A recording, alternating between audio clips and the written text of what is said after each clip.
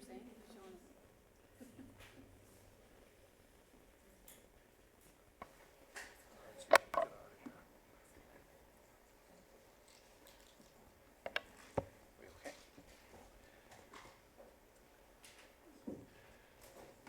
Okay, call the meeting to order. Can I have a mover and seconder, please?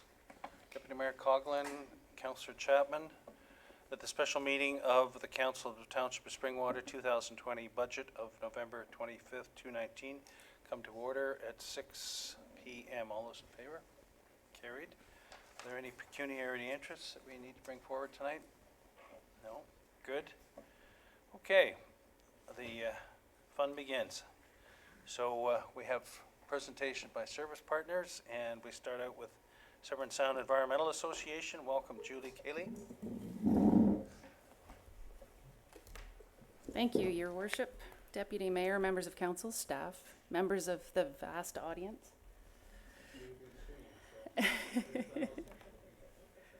I'm going to move quickly through the slides because I figured you'd probably want to ask more questions about our different requests this year.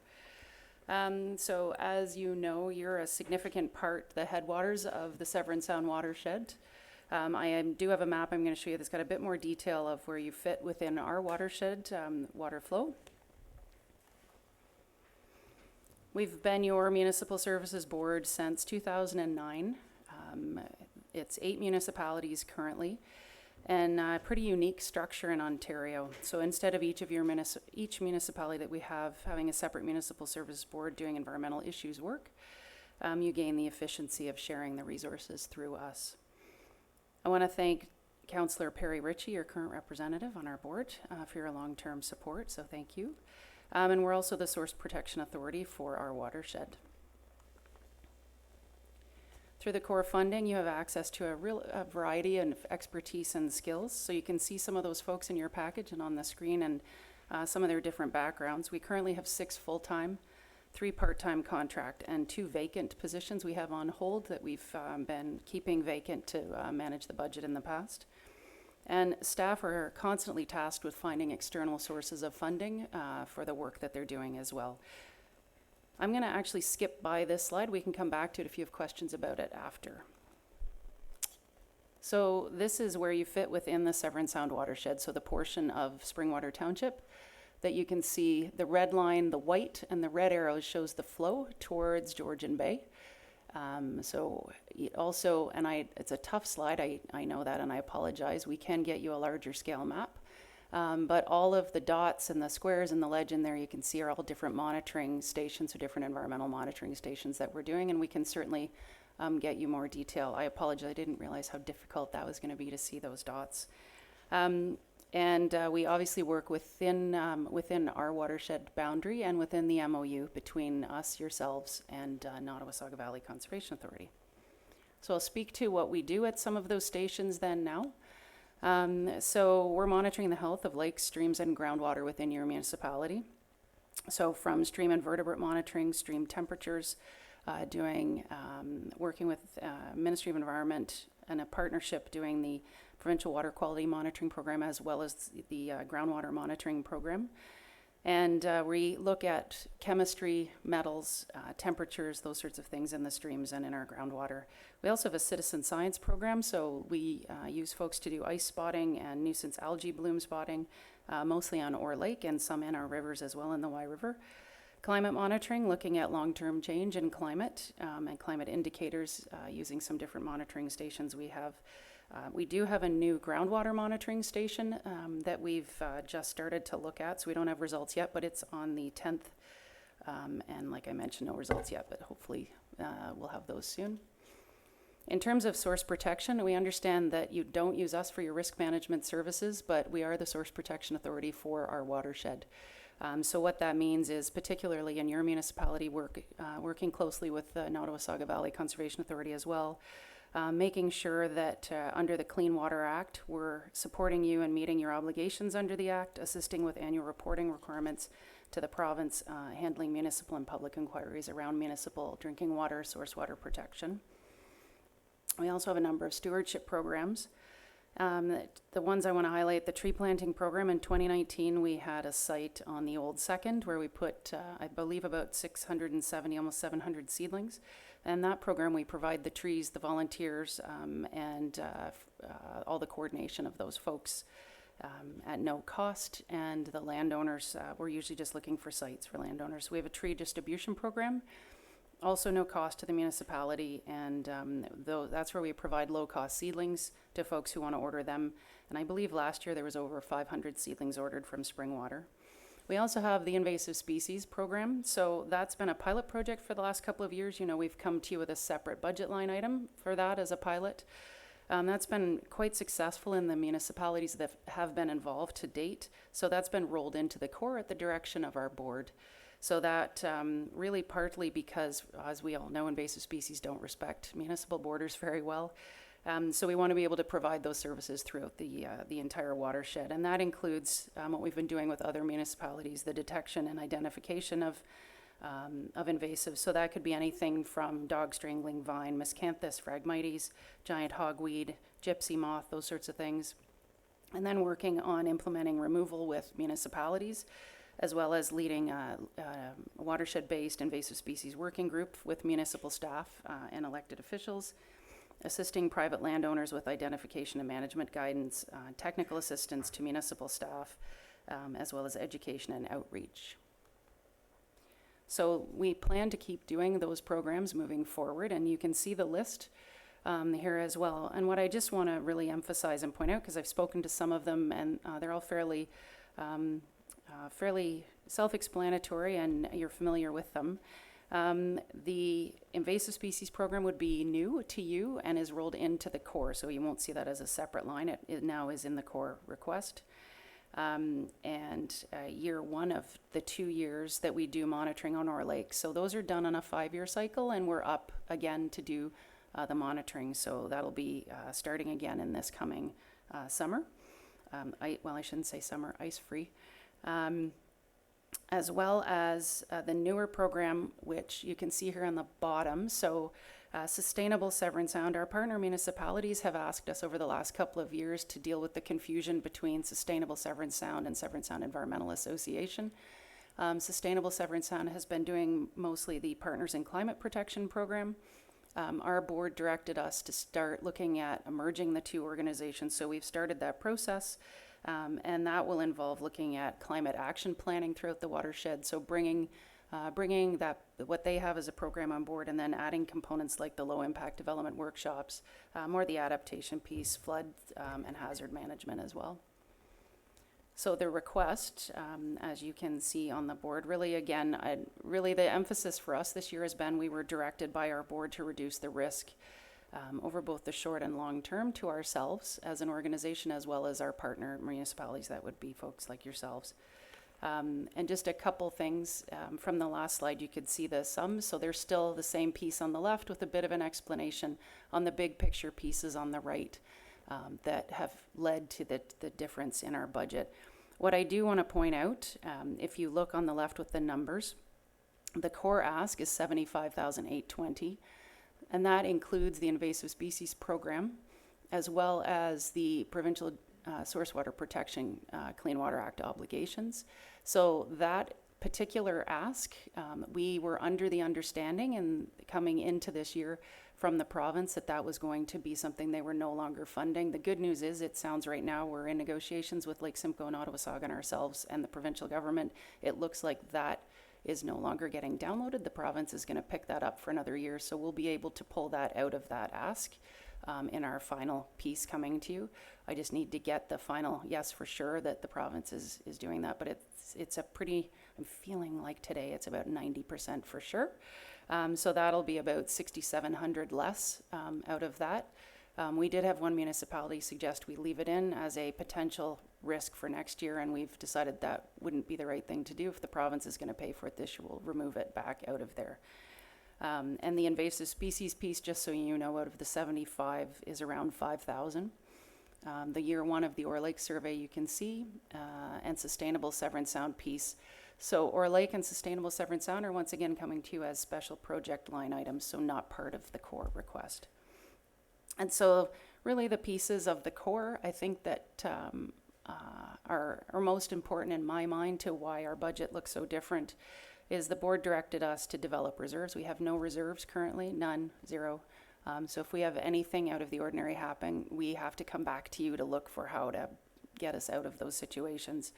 And that are, future liabilities, anything could fall within those contingencies, including decommissioning the wells that we have that will need to be done at some point in the future, renewing strategic plan, vehicle, which you can also see at the bottom. So we have never purchased or owned a vehicle. We have always, since the beginning of time, taken leftovers from municipalities that are basically being surplused or however you deal with those. So we end up having those, which is great when a municipality is able to donate the use of a vehicle.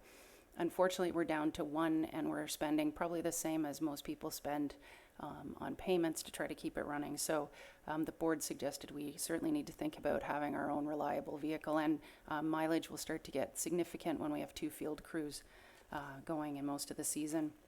We also are looking to return to our full staff complement. So we currently have part-time office manager and treasurer. And when I say part-time, I mean possibly 2 to 3 days a week, sometimes 2 to 3 days a month.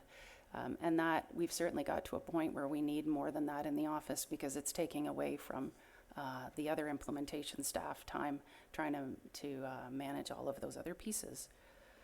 So I'm going to leave it at that. I know there's a lot of change and probably some questions that I can hopefully answer for you. And I just really want to thank you again for your time. I have provided the annual report from 2018 that we just finalized printing. And I just want to mention that I know it sounds like that's pretty old to be handing you a 2018 report. To do our reporting and to do our audit, we have to have all 8 of our municipalities audited as, like, they have to have their audits as well. And sometimes we have the odd municipality who's a little not as quick to have their audits done. So that's why there's often a fairly significant delay in our annual report. Thank you. Thank you. Thank you very much. Open it up to questions, comments. Councillor Ritchie. Thank you, Mayor Allen. Just want to thank you for coming. Beautiful presentation, and looking forward to supporting you. Thank you. Okay. Other questions? Councillor Hanna. Thank you, and I do appreciate you coming here and sharing this with us. I'm looking at the 2019 budget, and I'm sure the rest of council is $44,694, and we're going up to $95,000 for 2020. That's a significant jump, obviously, and I understand from some of that. I guess my question to you is, what can we do to keep that from being so high? Thank you through your worship to Councillor Hanna. I think, one of the things is we've been negotiating with the province to try to pull the source protection piece back to them, which it sounds like we've been able to do. We've kept our budget as low as possible, and it's a bare bones budget for us still. The budget we were going in, one of the reasons our board has directed us to go this direction to include looking at reserves, et cetera, is that we were probably building a significant amount of risk moving forward, not budgeting in a way that was going to cover the costs that we had. So that's probably the best way I could answer that at this point. There are the 2 project pieces you can certainly look at separately, the Orr Lake piece as well as the Sustainable Severn Sound piece. Follow on. Thank you, Mayor. So with those 2 suggestions you made, what would the reduction be if we get rid of both of those? Through you, your worship. Sustainable Severn Sound is around 13,000. And the Orr Lake piece should be on that slide. It was, I think, 5,863. Yes, it is for this year, and then there's a next year component, Correct. 6,000 something. I think yes, I think it might be similar, slightly higher similar for year 2.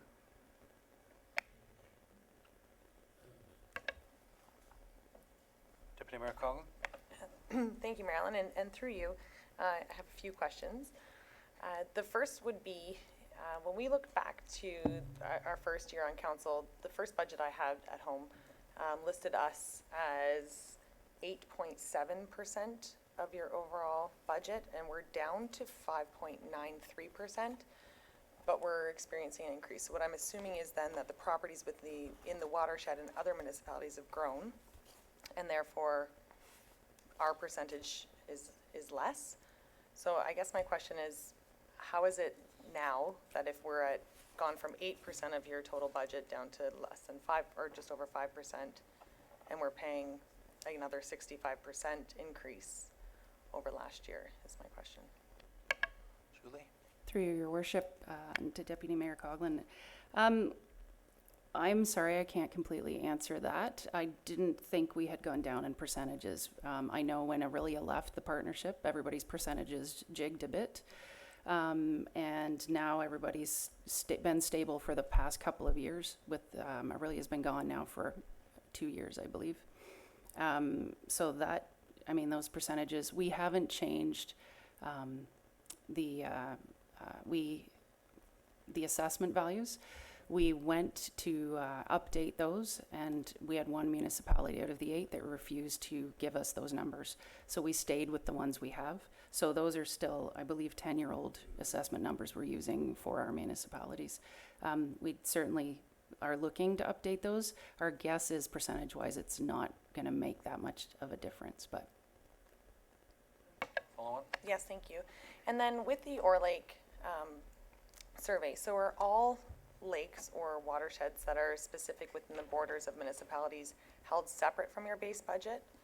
In that if, let's say, another municipality has a lake within their own boundaries, is that municipality fully responsible for that, or is that part of the base budget? I guess my question would be, are we in Springwater paying for work done on other lakes, whereas this one, we're not cost sharing with the other 8 municipalities? Julie? Through your worship, great question, and no, you don't pay for anybody else's. So every single inland lake is a separate line item for that municipality. And all except for Little Lake and Midland are on a 5-year. Midland is on an annual basis, but they're all paid by the municipality the lake falls within. Thank you.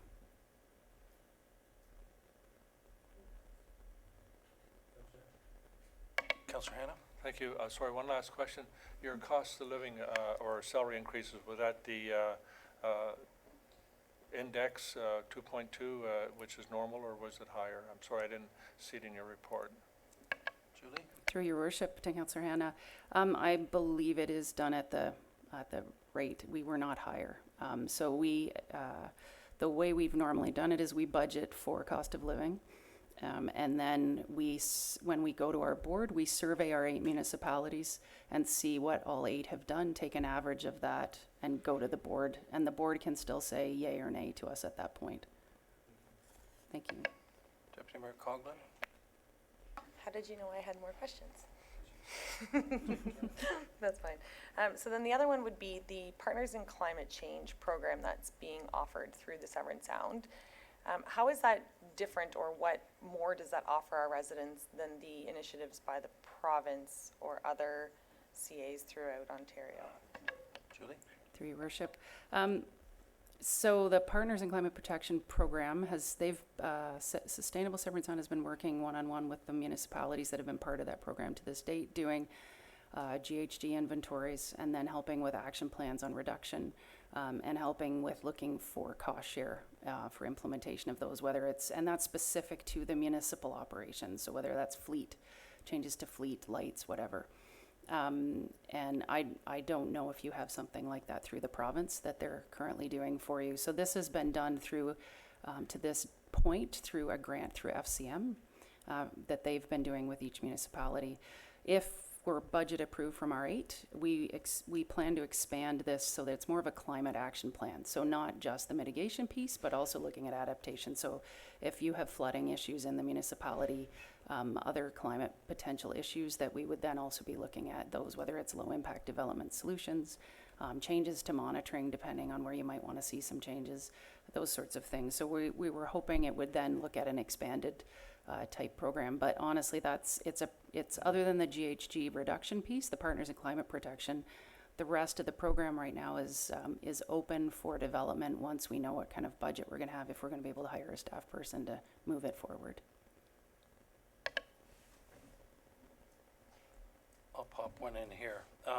Just for clarification, in your budget submission request letter of October 10th, the Orr Lake is 5,863 for 220 and 6,968 for 221, total 12,831. And so in your the budget details that you provided, salaries and wages are up 25%, and the undistributed payroll expense is up 164%.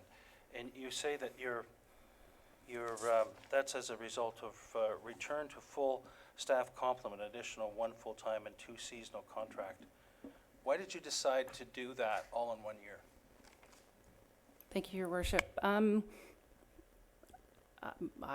We really didn't give thought to trying to transition 1 full-time over more than a year. I don't know how we would have done that over more than a year. We've been in a position where we haven't had that 1 full-time position for several years. So I'm not sure how we would go about doing that. I'm not actually sure how I would implement what you just suggested, but in terms of the 2 field positions, again, that's a return to having 2 summer or field positions. And there's also 1 intern in there as well that would be, again, doing field or research and writing work for us. Did you sorry. have seasonal people before? Are these 2 additional seasonal people, or? Thank you. So they would be, no, we usually have 1. And then if we can find grant money, we'll get a second. And this would be a guarantee that we would have 2. We would obviously continue to look for grant money to be able to offset that. The invasive species we didn't participate in last year, and I believe it was a total of 54,000 that was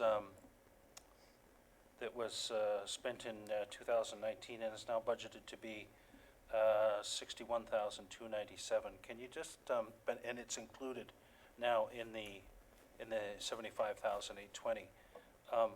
Can you just go over what was accomplished and what by being involved in that we would get in the way of services or in Springwater specifically about that, and what is the component for invasive species in the 75,820 for Springwater?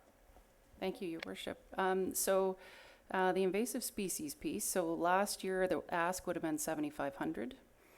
And this year the value included in the core is 5,057. And that's because we took the total value of the program, rolled it into the core, and again, calculated based on the way we've calculated everybody else's core piece. So a lot of municipalities, their cost went down versus 1 or 2, I think, are slightly higher because of the percentage cost. In terms of the program itself, what we have been accomplishing in other municipalities is doing resident-based workshops as well as municipal staff workshops, so training on identification, potential management based on issues you may or may not be having. So some municipalities are more focused on things like giant hogweed. Let's take that as an example. So Severn Township uses us quite heavily in terms of where they should be looking at prioritizing the approaches and then what approaches to use. So the invasive species specialist we currently have is licensed in a whole bunch of things, including chemical removal. So he can make recommendations, he can help with the actual control or management of the species. And looking at things, one of the issues was people were very focused on Phragmites, and there was hundreds of other invasives that folks were either having human health impacts from or land-based issues, things hurting pavement, etc. So we work on, our person works on helping identify them and then looking at what management practices might work on that. He also works at trying to influence the province where he can to take more of an active role, whether it's MTO, other ministries as well. We have been doing implementing removal projects in a bunch of municipalities, specifically though to municipal property, not private property. So we'll work with the municipality if you have a park or a property that you want to see something removed from, and work on getting volunteers and work with your staff to do that. There's also an invasive species coordinated group for the municipalities. I believe you're already involved in that. We didn't feel it was appropriate to say no to anybody to be part of that.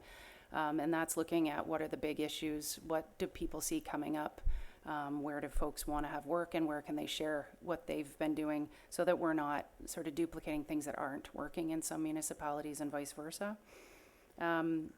And really providing a lot of education and outreach, but doing some training sessions municipally as well. Our program's been fairly focused on municipal staff and properties and that direction, but doing public outreach at events or wherever we can, or wherever we're asked to participate in those. So you say the component in the 75,820 for spring water is 5,057 related to invasive species? That's correct. Okay, thank you. Other, Deputy Mayor Coughlin? Through you, Mayor Allen, and I guess to Director Schmidt, is there a possibility to have a report for council or just an information page on the Partners in Climate Change, the $13,000? I'm always impressed with staff's initiatives that we take to convert our lights to LEDs, the environmental steps we're taking. So I just want to know, in staff's opinion, how this program would benefit our residents aside from the initiatives that we're already taking? Or even just a comment to help us understand it better. CEO Schmidt? Thank you, Mr. Mayor. Through you to Deputy Mayor Coughlin. I think it's a further conversation that I would need to have with Julie to understand the program in totality before I could answer that question. And thank you, and I do appreciate the comments, because that's where we're at, where we want to make sure that if this is going to benefit our residents and the environment, absolutely.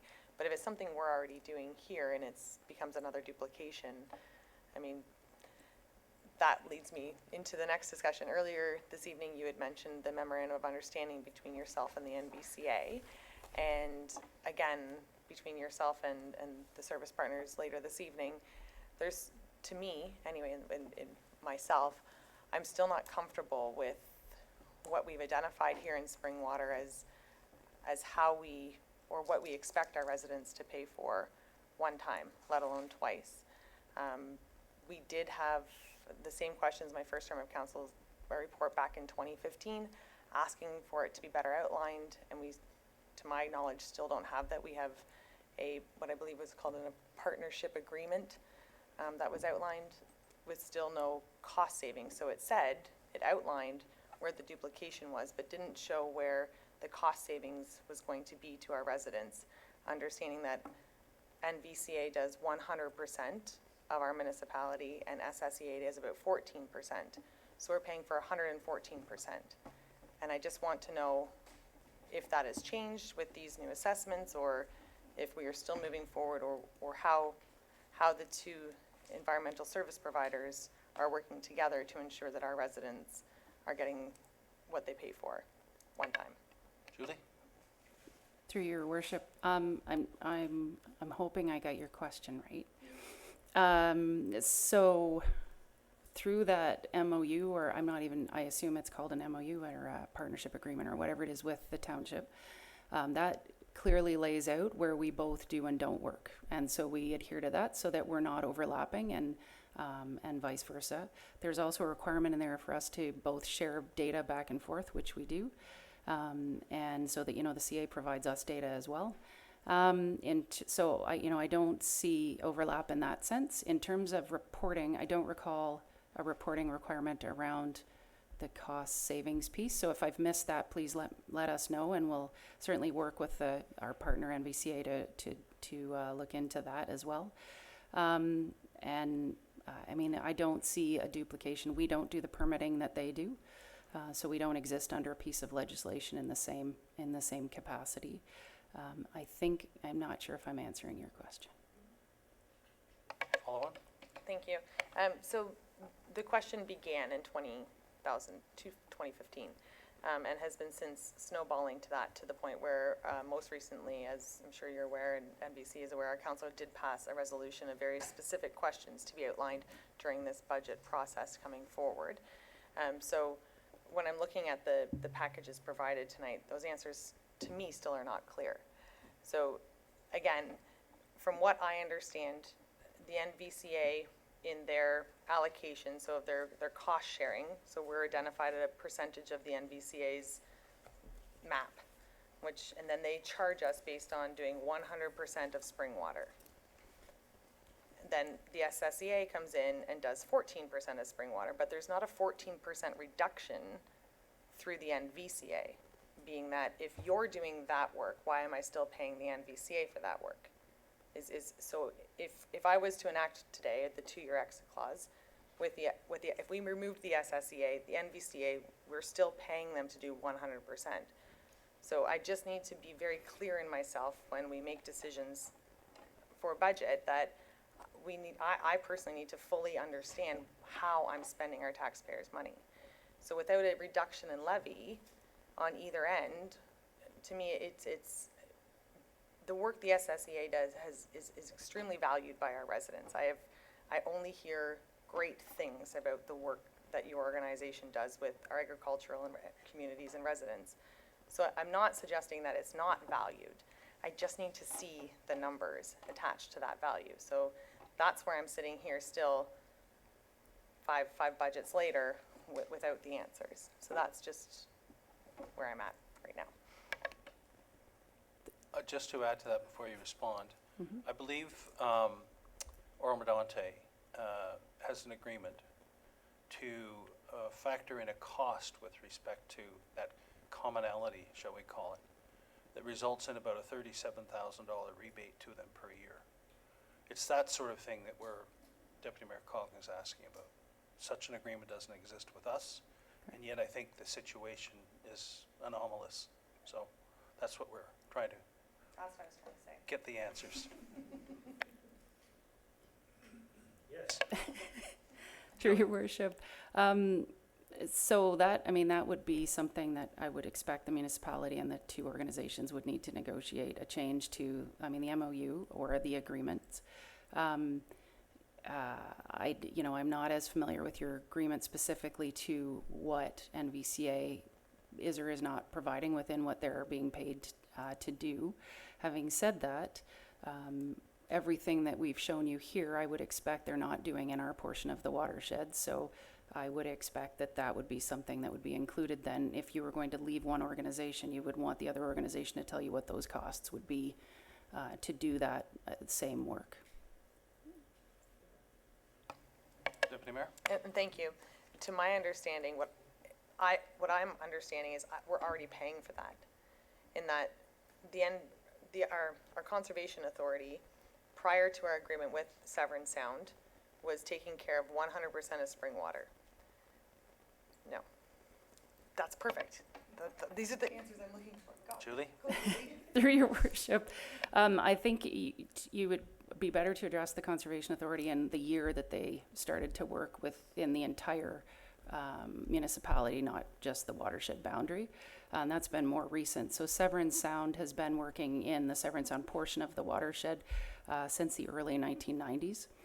So you would probably need to look back to when your agreement with Nottawasaga changed.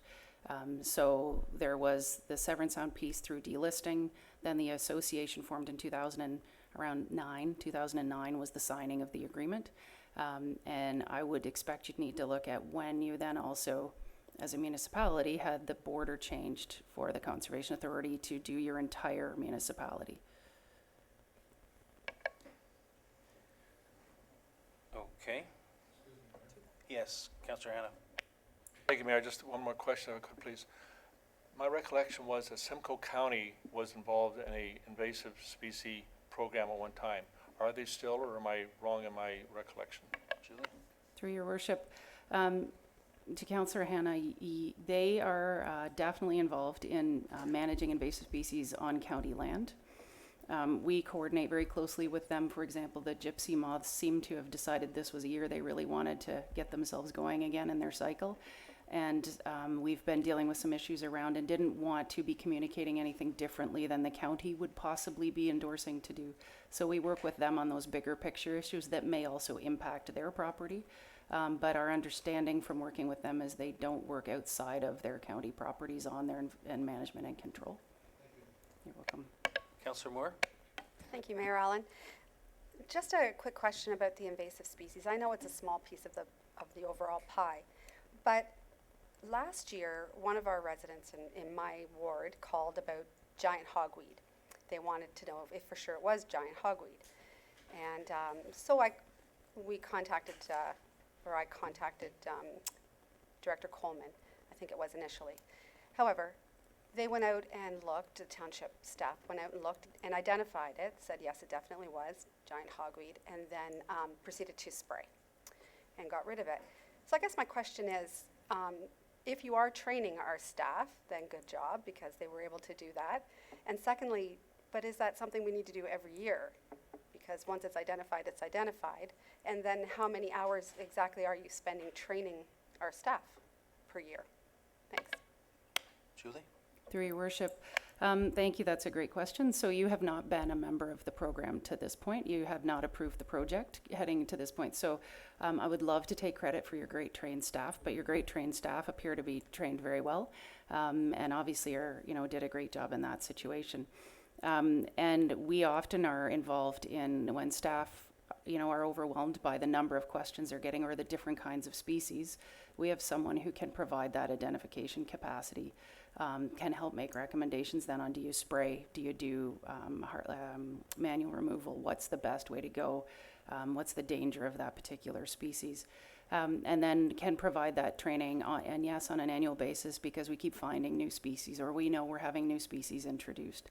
So he can stay on top of those things and often take some of the pressure off some of the municipal staff. That's certainly how the program started, was we were getting municipalities just saying to us, we can't take all the calls we're getting. So, could you guys be the central point that gets them? If we need to do removal on public lands, then we work through the municipality to make sure that happens. Follow on? Thank you, Mayor Allen. So my concern really then would be the duplication of services. If they're already trained, if they're working on their own, or however they are finding out about how to eradicate these, the giant hogweed, for instance, then I would be concerned about duplication of service. Thanks. Comment to that? Thank you, Your Worship. And we can certainly follow up with staff to just make sure that that the service would not be a duplication. And if it was, then we would come back to the table with you for sure. Question about the sustainable Severn Sound. I see the point, climate action plan, mitigation. Has there been any more detail on that? I mean, we have an ask of $13,764. Deputy Mayor Colgan was asking for more information. I just don't know what you talked about, merging of a group. This was a separate group, and this is a merging of a group. Can you fill it in a little bit more? What it is, what's involved, what's going to be accomplished by it, please? Yes, thank you, Your Worship. So the merger piece itself, again in the 90s when the Severn Sound delisted as an area of concern, one of the things that had to be in place through the International Joint Commission was a sustainability plan for the entire watershed. At that time, that plan had almost 200 action items, which seemed a bit overwhelming. So that piece hived off as a separate organization. That organization really started to build legs in the last few years, working with our municipalities who wanted to look at greenhouse gas reduction. Got a grant through FCM to do this Partners in Climate Protection program. So to help municipalities do the inventory, do the action plan for reduction, and through this PCP program specifically, so the check boxes in the levels you go through in the program. When we were asked by our board and several of our municipalities to look into, there was a lot of confusion, so they are often coming to the same municipalities for money. Their board is the same members most of the time. And so we were asked to look at, again, it's similar, the duplication of services, but also there seemed to be brand confusion. So we are looking at bringing them in and increasing the capacity we have to deal with things like looking at not just the data we have on is the climate changing and what does that look like, but what's the impact in our municipalities and what services do our municipalities need. So that's why last year we started with a low impact development workshop that we borrowed the template for out of the Lake Simcoe Region Conservation Authority and ran out of Midland for the municipalities to bring in some experts, help share some experiences. So we would include that. That would be our plan, so that we'd be trying to develop more of a holistic climate action plan within the watershed. That's the plan at this point. Again, like I said, for us, we haven't built a work plan around this, I'll be honest, because we aren't sure if we'll have budget to even have a human to be implementing it. And then we'll need to make some decisions on winding down the other organization at that point. So the other organization was funded initially through FCM, but I presume that's no longer available. So you're basically looking to municipal levies to finance this arm ongoing. Is that correct? And my other part of the question is, so what are the deliverables to expect in the next year besides a workshop with respect to this?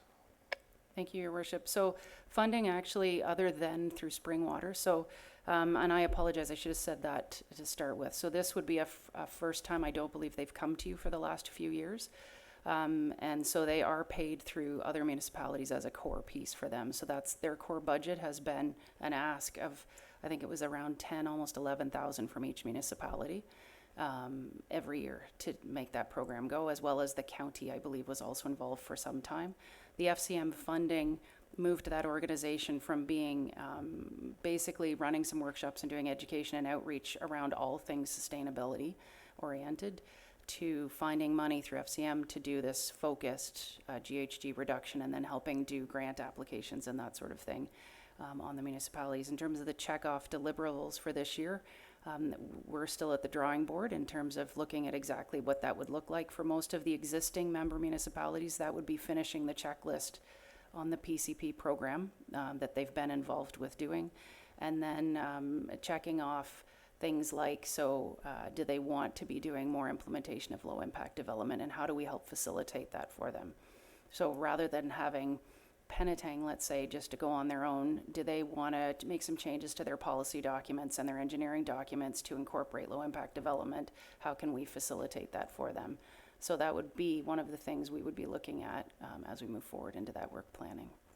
And again, that's why we've left it as that separate project line item. We know some municipalities may not see value any longer in being part of that, or may have a different idea of value. So we've had two already come to us with some different ideas of what they'd like to see if this is funded moving forward. Is there any other municipalities similar to ourselves who were not involved before but are being approached to join now in this element? Yes, Your Worship, I'm just, sorry, I'm going through the Rolodex in my head. I believe Oromadonti has been asked, but has not always, has supported some years and not always. I don't believe they supported last year. So I don't believe they supported the 2019 budget ask.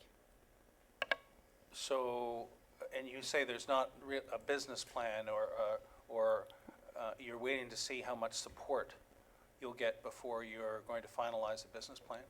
It's just unusual to have an ask that involves a fair bit of money without some sort of contextual business plan to determine what the value add is of this discretionary piece. Yes, Your Worship, absolutely. I understand it is. And so this is, for us, is a bit, we're playing catch up with ourselves a bit, I think, in that, and have put it in as sort of we hadn't expected to be merging this year. We were expecting we might be able to do that next year. The way things changed, and their they are staffless at the moment. So we've not had somebody who could help build what that's going to look like. We know what finishing off for the existing participants would look like if there was no more programming, but we just haven't had the opportunity to finish building the pieces that are beyond the PCP implementation. So for someone like yourselves or Aurora Madani who hasn't done the PCP pieces, there are no clear check boxes as of tonight. So it makes sense to wait until you get that completed before we jump yeah. on the bandwagon, would be a thought. Okay, any other? Deputy Mayor Coughlin? Thank you, Marilyn. And the last point, in previous discussions, we had brought up Aqua and the testing that they have done for Orr Lake. And as I have absolutely no idea what they're doing at Orr Lake, just went on the tour and they showed me the dock and what they were doing. So is there an opportunity to learn if what Aqua's doing already is something that can be shared with Severn Sound, or if it's just completely separate? But again, if we're paying for those services to be done and they can be utilized by your organization, I would like to ensure that that happens. Julie? Through Your Worship, absolutely. We have reached out to them and not heard back, so we'll just continue to reach out or maybe drop in. and find out, yeah, what's going on and where we could maybe even some back and forth if we have stuff they need as well. Absolutely. Okay, anything else then? So what we're hearing is that you think from the ask, there's that discretionary piece, Sustainable Severn Sound, and then the ask is going to be approximately $6,000 less because of this extra government risk protection monies that you're just finalizing, is that correct? That's correct. Good. Okay, thank you very much. Thank you. Yeah. Yes, go ahead. Clerk Chaperon. Thank you. So on the agenda, you'll note that there are two different recommendations. The first recommendation is for the, as you'll see on this slide, for the $75,820 for their operations core municipal funding, as well as the $5,863 for a total of $81,683 to be forwarded to the final budget, final draft of the 2020 budget. So that would be the first motion. The second motion would be the request for the Sustainable Severn Sound in the amount of $13,764. But for clarification, voting on this is just getting it moved for consideration in the final budget. It's not approving these components at this point. Everybody get that? Councillor Cabral? Thank you, Mayor Allen. I guess along the same lines, not voting for this removes it from the budget, does it not? According to what we were originally told and what was presented to us, Clerk anything Chaperon? that doesn't move at this stage does not go forward. Clerk Chaperon, can you confirm that? That is correct. Yep. Councillor Hannah? Thank you, Mayor. If we wanted to vote on these things tonight rather than put them off until the final budget date, so why it's fresh in our mind, could we not do that? CAO Schmidt, I know you had wanted to be able to summarize them all for us. Do you have any thoughts on that question? Thank you, Mr. Mayor. Through you to Councillor Hannah. So the intent is that the agenda is set up so that all sections of the budget, if you will, service partners as well as the township pieces could be discussed, and then once all of those pieces were presented to council, conversations and/or motions could be addressed at that time. With that said, just like any agenda, I guess motions can be amended at any point in time. So if council wishes to amend the motion and vote on it this evening for a final decision, we're in your hands in that regards. Deputy Mayor Coughlin? Thank you, Marilyn. I absolutely need more information on the Severn Sound, or sorry, the CPC portion specifically. It's not something that I would be able to support right now because I don't understand it, but it is something that I think that could deserve some better understanding on my part. So I don't know if we just simply receive the delegation this evening, but if we are going to move forward with that tonight, I hope that it's not dropped at this point, because I do feel that staff will come back with more information. Okay, so pardon me? This one first? Oh, yeah, this one first. So need a mover and seconder for the first motion, which is that the presentation from the Severn Sound Environmental Association regarding the 220 budget request be received, and that the 220 SSEA operating budget request in the amount of $81,683 representing Springwater's share be included for consideration in the final draft of the 220 budget. And that amount of 81 is the 75,820 base plus the Orr Lake 5,863. A mover and seconder. Deputy Mayor Coughlin. Thank you, Marilyn. And just for clarification, from what I understood is that there was to be, although the Orr Lake portion is separate, the 13,000 is also separate, or is that a second motion this evening? Okay, thank you. Please. Councillor Ritchie and Deputy Mayor Coughlin. Any further discussion with respect to that? All those in favor? Opposed? That's carried. Now, for the next one, which is that the program change request from the Severn Sound Environmental Association in the amount of $13,764 plus HST be included for consideration in the final draft 220 budget. Mover and seconder, please. Councillor Ritchie and Councillor Chapman. That the program change request from SSEA for Sustainable Severn Sound in the amount of $13,764 plus HST be included for consideration in the final draft of the 220 budget. Deputy Mayor Coghlan? Thank you, Marilyn, and through you to Director Schmidt. Does this require a formal amendment to this motion to have more information come forward to council with regards to the program? CAO Schmidt? Thank you, Mr. Mayor. Through you to Deputy Mayor Coghlan. No, I think the intent was, as you requested this evening, further information should be sought by staff and will be brought back before the conclusion of our 2020 budget. So. And Thank Julie, you feel confident you can provide that information? Yep. Okay, any further comments before we vote? All those in favor? Opposed? Carried? Thank you.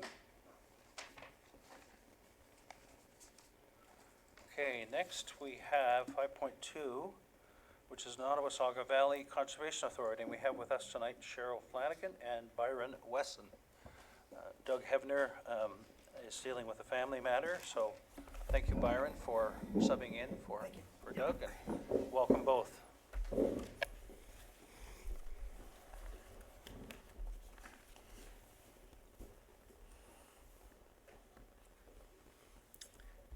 Good evening, Your Worship, members of council, staff, and audience, which hasn't gotten any bigger.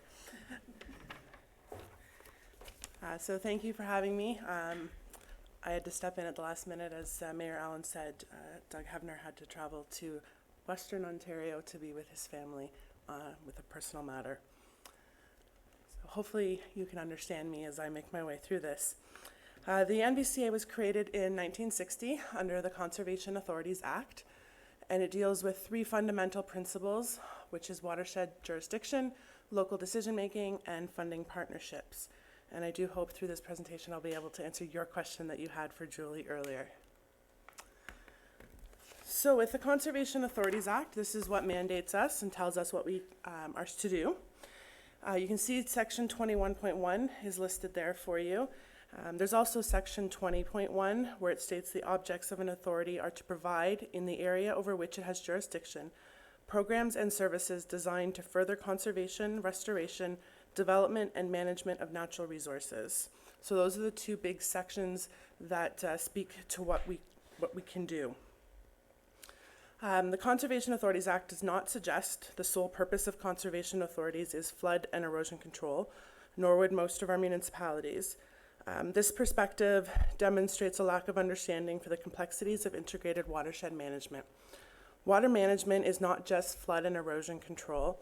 It also includes forest management, drainage, urban and suburban water supplies, sewage treatment, stormwater management, education, stewardship, and a host of all others, forming an integrated watershed management program based on the needs of our local municipalities. In the future, there will be regulations enacted as outlined in Bill 108. That will provincially mandate some of our activities like flood forecasting and warning and planning, regulations, and permitting. Those, along with local, municipal, and board-supported activities, make up our core mandate. This is similar to what is occurring now. However, the provincial government is just looking to better define how they're going to be worded in the Act. As regulations have yet to have been written and therefore enacted into law, CAs cannot move forward with their next steps. Stop work orders are a great example of this. So in 2017, the CA Act was, I think it was done by the Liberal government, and they said, okay, CAs can now do stop work orders. However, they never wrote and enacted a regulation for that, so we can't still go out and do a stop work order. Municipalities can, the county can, but we're not able to. So it shows that even though it's been written, it's law, because they haven't enacted the regulations, it's not actually something we can follow at this point. So our 2020 budget is descriptive of what is currently our core mandate, which includes the provincially mandated and local municipal and board-supported activities. Sorry, that was a long slide. Under the first fundamental principle of watershed jurisdiction, Springwater, as you can see, we cover 100% of it, which is 543 square kilometers. The MVCA as a whole is 3,700 square kilometers and has significant natural features, including the Oak Ridges Moraine, the Niagara Escarpment, Georgian Bay, and the Minising Wetlands located here in Springwater.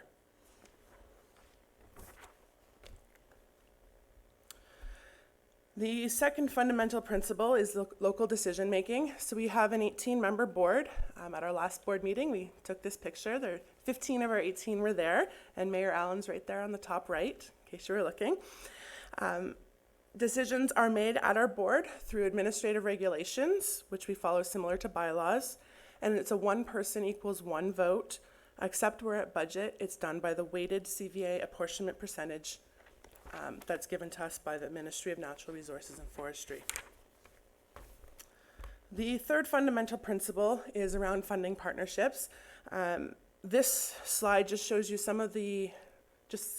not all of, the funding partnerships that the MVCA has gone out to work with, specifically for projects here in Springwater, and they've contributed approximately $140,000 in funding and support through different grants, volunteers, etc., to specific projects here in Springwater. Some of those projects include volunteer tree plantings, where we've planted over 2,000 native trees here in Springwater. And we have volunteer engagement. We had over 290 volunteers contribute over 1,500 hours to restore habitat and improve water quality. So the services we offer for Springwater, we do planning review to ensure safe development with respect to flooding and erosion hazards. And that includes 230 inquiries, approvals, reviews, and comments out of a total of 2,444 watershed-wide. We also have flood and low water monitoring programs. Both of those are done through 100% of Springwater. We also have agricultural land stewardship grant opportunities, recreational conservation lands, and outdoor education programs for our local youth. Over 14,000 students visited our education program in 2017, with even more being reached in 2018 with our new outreach program. Our stewardship program, which only is completed in the 79.2% of Springwater that Severn Sound is not in. We've continued partnered efforts to eradicate the invasive species of Phragmites in the Minising Wetlands. We've also worked with the Nature Conservancy of Canada and TD Friends of the Environment to enhance the Minising Wetlands, including tree planting with the help of hundreds of volunteers. Festival of Fort Willow is something that's unique to the town of Springwater that the NVCA puts on. It's actually done through our volunteers and our Friends of Fort Willow organization. So one of the questions we've heard from Springwater is how do we generate our revenue? Some of it is done through levy, we have grants, and then we also do self-generated. Here you'll see in our 2020 budget, this is what each department is planning to generate through revenue watershed-wide. For our forestry department, we hold an Arbor Day tree sale at our Tiffin location where we sell thousands of trees.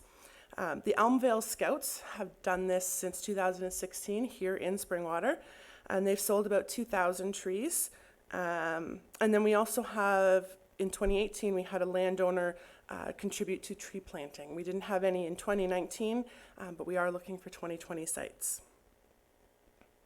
Our conservation lands, we make revenue through parking fees, hunting permits, some of which our locations are here in Springwater.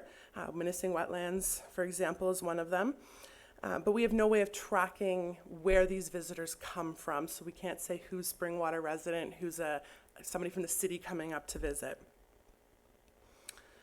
In our monitoring department, staff are paid to monitor specific sites by organization. None of these are in Springwater, so that $13,000 does not come from any Springwater residents. I believe it's actually Mono and the town of New Tecumseth.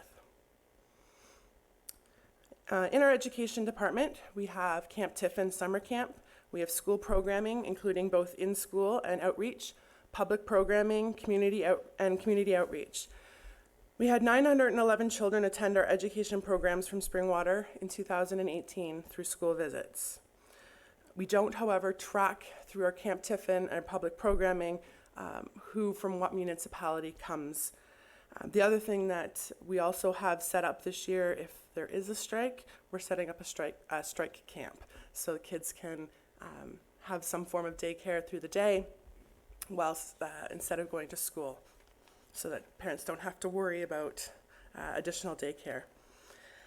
Tiffin operations, this is parking at our Tiffin site, as well as pavilion and campsite rentals, weddings, maple syrup, and our Spring Tonic Festival. I want to speak quickly to Maple Syrup and the Spring Tonic Festival. That is all run by volunteers. We have volunteers that come out and they collect all the sap from our trees and go in and boil it all down, create the maple syrup for us that we then turn around and sell and make money off of. The Barrie Rotary, they organize the Spring Tonic Festival.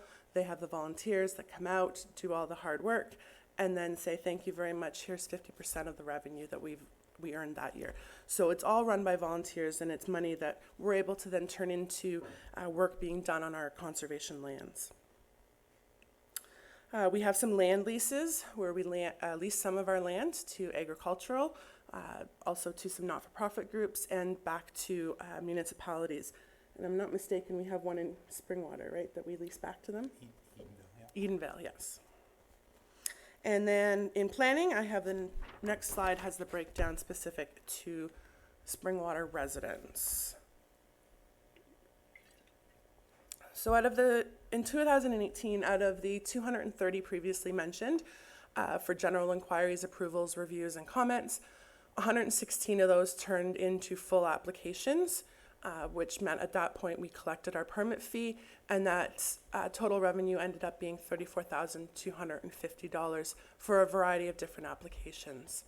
In 2017, the number was slightly less, and currently in 2019, as of September 30th, we're tracking at 84 total applications.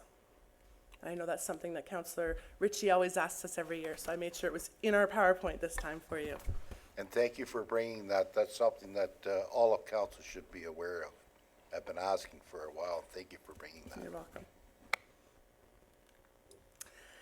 Okay, so hopefully this slide will help Deputy Mayor Coghlan, sorry, forgot your name for a second, understand a bit about the shared services and the cost savings. So as of the 2020 budget, and keep in mind this is 2020's budget, so these numbers fluctuate every year. The green shows you the total levy that each of the departments receive, and then Springwater's percentage is in the blue beside it. So we take your CVA apportionment, and that's how much you'd be contributing to that specific department. The shared services with the SSEA are our forestry, our healthy waters, our stewardship, and our monitoring departments.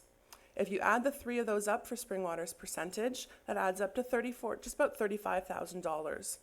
If you take NVCA's portion, which is 79.2% of the 100%, it equals $27,636 for a difference of just over $7,000.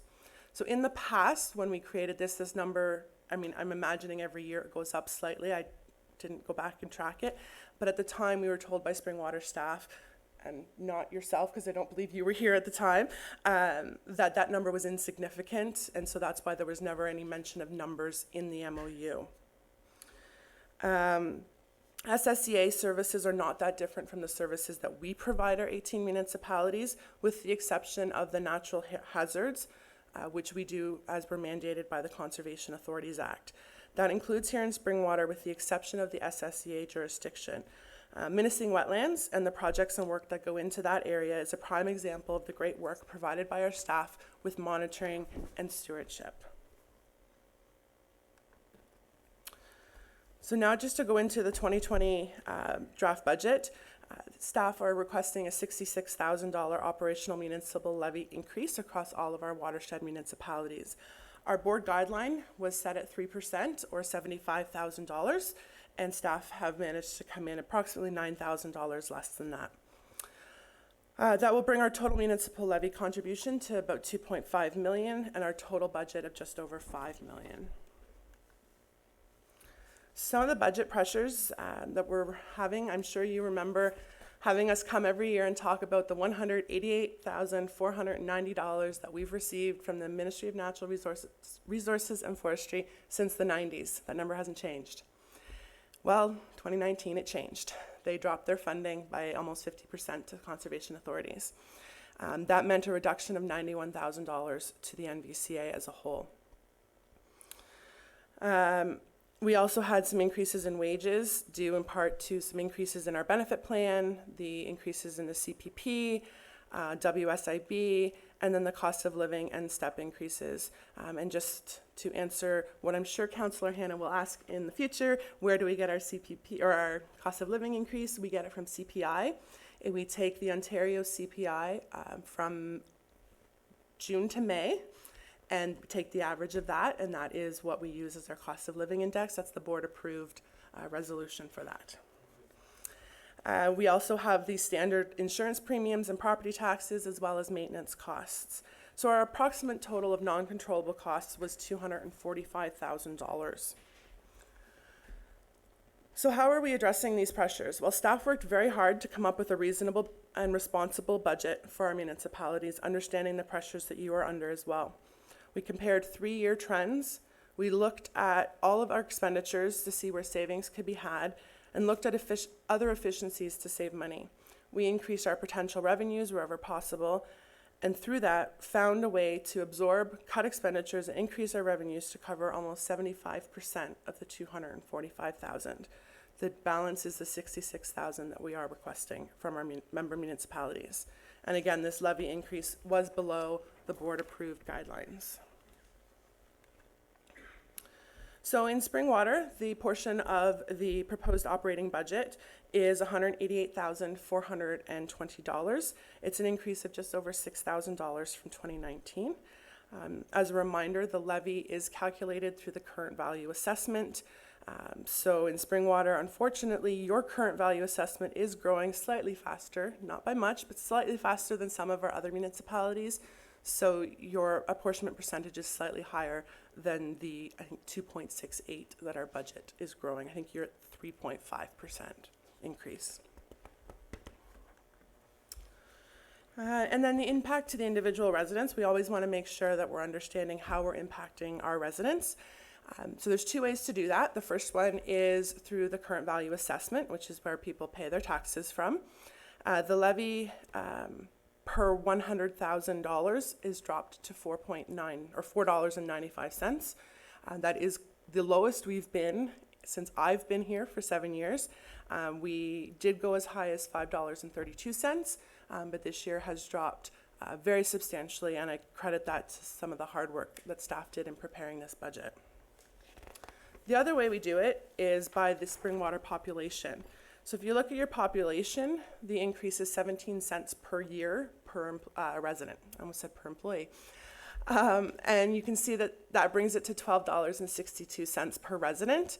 And around there, that circle, you can see the different ways and how it's broken out to our different programs and departments. With our asset management, Springwater opted to phase in our contributions over the 4 years. 2020 is the final year for phasing in, so your large increases have stopped. This is a much smaller increase, and then going forward, it'll be as we update the plan and as per CVA adjustments. So your total 2020 asset management contribution would be $11,076. And I don't know why, but that has some animation to it. Some of the scheduled projects that we have for 2020 is to update our land acquisition strategy, do some new computer and server upgrades. We're also hoping to do a dam safety study for Tottenham. We had to defer that from 2019. We budgeted in our asset management plan to have it be matched with provincial funding, and of course the province cut our funding, so we had to defer it, but these are something that we have to do for all of our dams on a scheduled timeline, I believe, every 10 years. And then we also just need to do some repairs and replacement to some of our flood and watershed science equipment. So the total request from Springwater is $199,496, asking just over $7,900 for the year. And one of the things we hear all the time from our municipalities is that they want us to make sure that we're not only being efficient, but we're also being cognizant of the money that we receive from them. So we wanted to make sure that we're doing that, and this graph shows that for less than 1% of your total budget, we are ensuring a great return on your investments. So thank you. If you have questions, you can direct them to me, or in the future, you can email Doug. Thank you. Thank you for the presentation. Okay, open the floor to questions, comments. Deputy Mayor Coughlin. Thank you, Marilyn. On the slide where you show that there was 84 applications from Springwater. Yeah, that one. So then it says total revenue. So the 24,300, is that the portion of the levy, or is that additional funds paid for by Springwater residents for the services offered? Cheryl. Thank you. Through Mayor Allen to Deputy Mayor Coughlin. Those are our permit and regulation fees that we charge through as per the Conservation Authorities Act. We updated those, I want to say 4 years ago, and we're looking at reviewing them again. We put it on hold until everything settles with the province and they've determined exactly where we're going, and then we'll be reviewing our fees again. Follow on.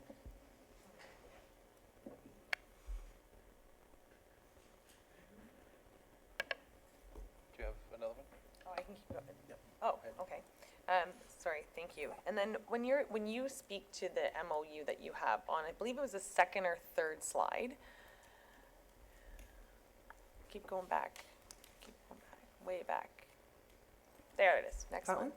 All right, so my confusion then becomes, on some slides you say that you cover 79.2%, and on other slides you say 100%. So I would just like one time to know what percentage of the watershed in Springwater is the NVCA responsible for, and how is that reflected in the levy? Cheryl. Thank you. Through the mayor to Deputy Mayor Coughlin.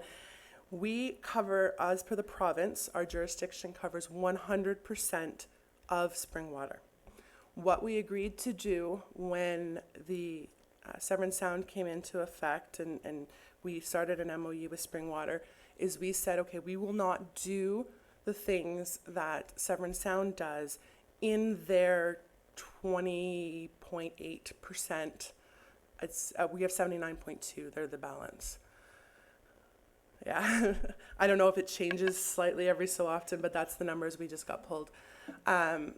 We wouldn't do those services. So back here, when I speak to it, those services are our forestry, our stewardship, and our monitoring. So those are the services that we pulled out of, but just in Severn Sound's portion of Springwater.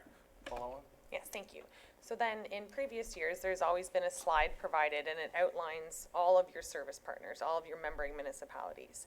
And if you work backwards on the graph and you simply take the amount, like a percentage, so we're 8%, or I'm just throwing a number out, and you divide that number, the math works. So it's like, if I take the 100 or 200,000 or 199, whatever it is, and divide the your total levy for all of your member municipalities, that percentage works to our 100%. Correct. So where is this overlapping, even if it's only $7,000, I want it.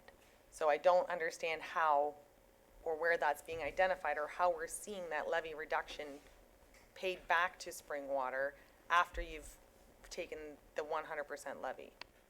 Cheryl, please. Thank you. Through Mayor Allen to Deputy Mayor Coughlin.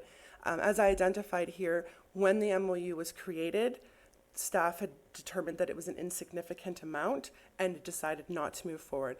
At any point, we can certainly have reopen conversations about the MOU. I also wanted to clarify, Mayor Allen, you spoke to Orma Dante. We just did our presentation with them. We have it prescribed in there how the payment would come back to them, and we've discovered we're actually overpaying a reduction to them by 12,000. So we're going to be going back, redoing the MOU to reduce it back to the amount that it really actually should be. So If I could just squeeze in a question, that MOU, what was the date with us? What was the date that that was the most recent agreement? We're trying to get our hands on a copy of it.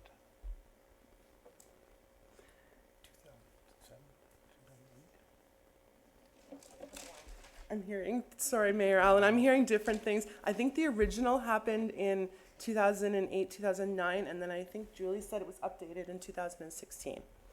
Deputy Mayor Coughlin? Thank you. Through you. I do recall that we do have a partnership agreement dated June 19th, 2000 that was then updated to an MOU in my second term of council. But what I'm hearing here tonight, and just so that I continue to be very clear, the overlap in services has been identified through an MOU. So we know what NVCA was doing. We brought on the SSEA, identified what the SSEA is doing, and the NVCA removed that service so that that service was no longer provided. So there's no duplication of service, but there is still to this day a duplication of fee.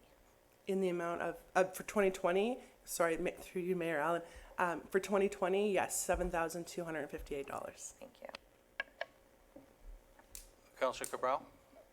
Thank you, Mayor Allen. I'm just looking back right at the beginning of your presentation where it talks about mandated programs and permitted programs. I'm just curious, with respect to item number 2, municipal programs and services that the authority agrees to provide on behalf of municipalities, are there specific programs that we're in agreement with that are being provided to us that are not mandated programs that we have to agree to? I'm just curious how these numbers might break down as to what's mandated by the legislation, what programs the township itself has entered into that are, let's say, voluntary, and of course, maybe the number of programs, or at least an idea of the programs that the NVCA has determined are advisable on their own, and everybody has to participate in them whether they want to or not to. Can you do that? Cheryl? Thank you, through Mayor Allen, to Councillor Cabral. At this point in time, everything that our board has approved is our programs. So we don't have anything specific with any municipalities, save and except risk management officials. And I'm not sure if we're Springwater's risk management official or not, but we do have 9 of our municipalities that we do that for, and that's a specific agreement to them, and it's a fee for service. Everything else is covered as part of our core program and done through our levy. Just further to that, the presentation that we had from Conservation Ontario last week, maybe you could I distributed the slides to council, but give an overview of what you see coming as a result of that based on the discussion we had at the board. Thank you, Mayor Allen. Certainly, right now, Conservation Ontario is working really hard with the province, and we're trying to get AMO involved as well to have these negotiations and conversations with the Minister's office. So that you're aware, myself, our CAO, Byron, our another director, Chris, as well as our chair and vice chair, did go to the Minister's office. We had a really great meeting for the pre-consultation. He's meeting with all 36 municipalities, or his staff is. He did not attend ours. And just going through what we do, how we operate. And then subsequent to that, we also wanted Conservation Ontario to come out and talk about the work that they're doing to our board so they understand. And I touched briefly on it in one of my original slides about the Conservation Authorities Act. But basically, the province is looking to just better clearly define what's provincially mandated, and then go into what's going to be board mandated, municipally mandated, etc. And so right now they've identified 4 buckets with a 5th one to yet to be determined. The first one is flood forecasting and warning, source water protection, which, by the way, we don't charge any levy for source water protection. We're 100% funded by the province. And lands, conservation lands, and then the Lake Simcoe. So really, the MVCA has 3 buckets, and then we're waiting to see how the 5th bucket is defined, and that's what all these consultation meetings are with. We were told that in January, the minister is going to open it up to have further consultation with all of the municipalities, with other stakeholders, to get more information about how they would like to move forward with that 5th bucket. And then they're hoping at some point next year, we're hoping late spring, that they'll come out with the regulations that would enforce the Bill 108 changes. And that's where they're standing right now. Deputy Mayor Coughlin? Thank you. 2 questions. One regarding source water protection. Understanding there's source water protection offered by yourself, also by the SSEA, and we also have an agreement with City of Barrie. Do you have risk management officers like the RO? So then my question becomes then, so are we now paying the City of Barrie to facilitate a service which is incorporated? So that's the risk management officer separate from what you offer? Cheryl? Thank you, through Mayor Allen to Deputy Mayor Coughlin. That's a specific service that each municipality decides. So some municipalities hire their own risk management officials, others contract them out. So 9 of our municipalities have asked that we are their risk management official. As obviously Springwater, I wasn't sure if you were or were not, but now I understand you're with the City of Barrie as your risk management official. So you don't pay us anything for risk management at all. You'd only pay us if we were your risk Okay, management so there'd be official. an additional fee. Okay. Secondly, understanding that right now there is work happening with the 36 CAs and that there has been communication, I would just prefer a better understanding as to, there was an announcement made not to have any program changes or budget increases, and yet I'm sitting here with a 3% ask in front of me. So how is it that a board of directors, understanding the work that is happening with these buckets that you're speaking of, is all levels of governance, all boards have the same cost of living increase. We all have the same pressures put upon us. Our staff have come forward with a 0% increase. Others have come forward with a 1 to 2% increase. So my concern is, even though the minister says no budget increases, no program changes, our CA is asking for 3%. And at a time where we're trying to establish an effective MOU between the CAs and environmental service partners we have, and at a time where we're trying to determine what our core mandated programs by the province, by the original Conservation Act, and by the different CAs throughout Ontario, how is this happening? Because to me, it seems like it shouldn't be. Cheryl? Thank you. Through Mayor Allen to Deputy Mayor Coughlin. That's a great question. We are still trying ourselves to figure out what the province is going to say is going to be not core mandated, but provincially mandated. So we haven't changed our programs at all. They're status quo for 2020. In relation to the increases, the minister heard a lot of feedback from all the CAs in the inability to have a 0% increase when they've cut 50% of our funding. And to be quite honest, we did our absolute best to get it as low as we could. We're coming forth with an ask. Our board approved it for distribution and discussion. I will say that we're one of the lower ones right now asking. There's one out in Western Ontario that's asking for a 19% increase because of the changes in their funding. It's unfortunate. The minister's aware of it now. I don't think that he understood quite how conservation authorities worked at the time of writing the letter. Let me just see if anybody else has. Councillor Moore? Thank you, Mayor Al. My questions are different from Deputy Mayor Coughlin's. Maybe she'd like, if she wants to follow on. Do you want to go ahead of me? One last one. Yeah, Okay. go ahead. I appreciate that, Councillor Moore, thank you. So just so I can fully understand, so the suggestion is that the minister doesn't understand how conservation authorities act. But if that was the message, then this to me is an opportunity for the 36 CAs and the municipalities to come together and say, you don't get to cut the funding provincially. place it onto the municipalities and expect us at a time of numerous climate change pressures from our residents and from everybody else, and expect this just to continue to work. So we as a council have sent loud and clear messages. We are asking everybody from above us and who work with us to be very clear and very responsible and completely transparent to our residents. But it's the silos amongst all the different levels and all of our service partners. And to me, this is an opportunity for us to go back to them and not to have the CAs sitting in alone with them, to have the CAs sitting with the municipalities behind them saying, this isn't happening, because we have amazing service partners, the SSEA and VCA, who are doing amazing work, but I keep bringing it back down to when I take my car into a mechanic and I ask them to fix my brakes, when it comes out with a new windshield and it's got some souped up whatever on it, I didn't ask for that. It's not something that I need, and I only want to pay for what I need. So in us, I can understand how I'm being billed, what I'm paying for. I can't give that to our residents, but I find that you're sitting here with the same frustrations that we're sitting here, but at the end of the day, it's all just being blindly passed on to our residents.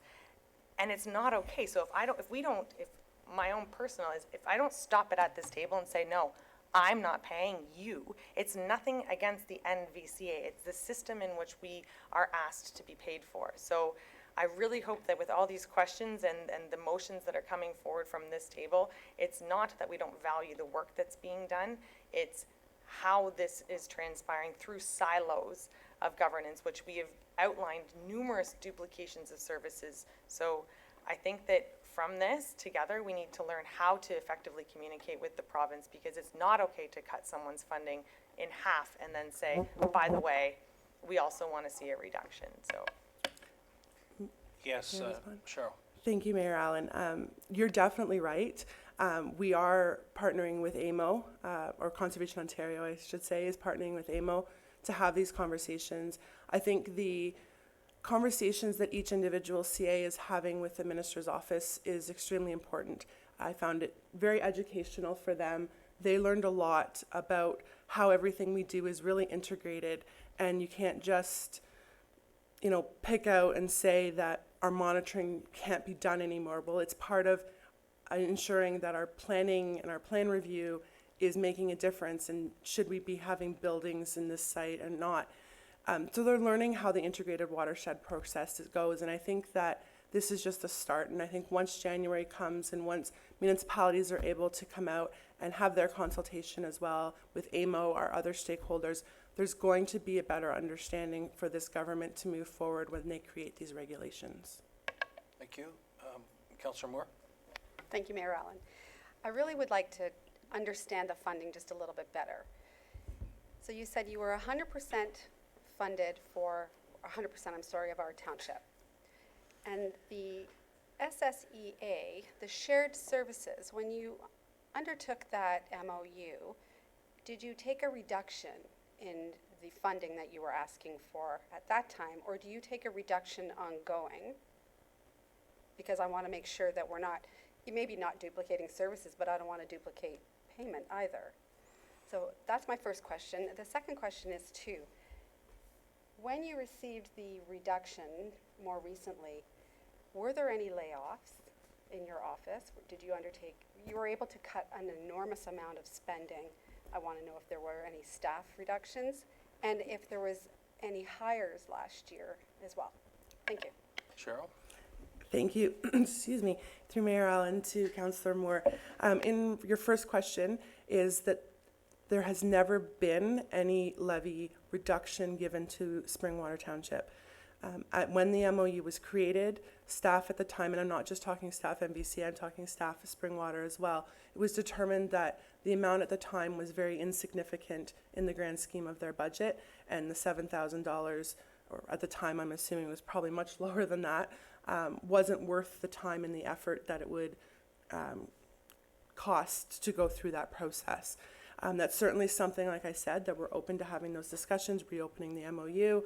We can work with CAO Schmidt if that's where council would like to go. But just to clarify, we have not given a reduction because it has been a very small amount in that consideration. For your second question, which I'm now drawing a blank on. I'm It was sorry. staff numbers, and maybe you could, in your answer, touch upon the salary review that happened in the last year in answer. Thanks. Thank you, Mayor Allen, and back to Councillor Moore. So in the 2019 budget, if you remember last year's budget, we did ask for a significant increase of, I believe it was 7.7%, and that was to introduce 2 new staff into our planning department because we were having significant staff pressures in regards to timelines, significant complaints from our member municipalities in how long it was taking us to get through those. So we hired a new engineer and another planner. We have noticed significant faster turnarounds. We're bringing a report to our board in December that's going to show that. I believe, sneak preview, don't quote me on these, I think we went from 52 days averaging in one of our reviews to 15 days, I believe it was, with the addition of those 2 new staff. For the 2020, we have made no staffing changes. We did not have any layoffs. We managed to find ways to cut expenditures to absorb as much of that 90,000 as we can. Our board did say that if we needed to use reserves, we could use reserves for this year, for 2019, but we're hoping to use as little as possible. In relation to the salary review, we did that in 2018 to make us, we were discovering we were pretty far behind our municipal partners. We were losing a number of our staff to municipalities. Thank you, I guess. But we needed to do a salary review, and that was done in our 2018 budget year. So there's been no additional impact in the 2019 or 2020 years. I point out, just to add to that, in the budget that you got as an attachment, the wages and interprogram charges were $3.78 million in 2019, budgeted $3.934 million in 2020. That $154,321 increase is a 4% increase. Did you have a follow-on? Yep. Thank you, Mayor Allen. I still don't understand the 35,000 for the shared programs, how that translates to 7,000. I'm sorry. Try again. Thank you, Mayor Allen. That's not a problem at all, Councillor Moore. So basically, what we do is we take our total levy and break it down by department. So, for example, forestry gets a total levy of $84,000 in 2020. The Springwater percentage, based on the percentage that you pay, which is, let me just make sure I get it right, 7.4502%, equals $6,269. So when you add up the 3 shared services departments, those 3 numbers add up to $34,894. Then what you do, if you multiply that by the 79.2%, which is the portion of the municipality in which we do those services, and Severn Sound does not do those services, that equals the $27,636. The difference between the $34,000 and the $27,000 is the amount that would be in Severn Sound's jurisdiction, and that's the difference. Did I make it clearer this time? Councillor Cabral? I apologize, Mary Allen, but I'm not trying to add mud to it. But from what you said, the figure there, let's go with forestry, is 6,269. That represents 100% of the 6.9 applicable to Springwater Township. And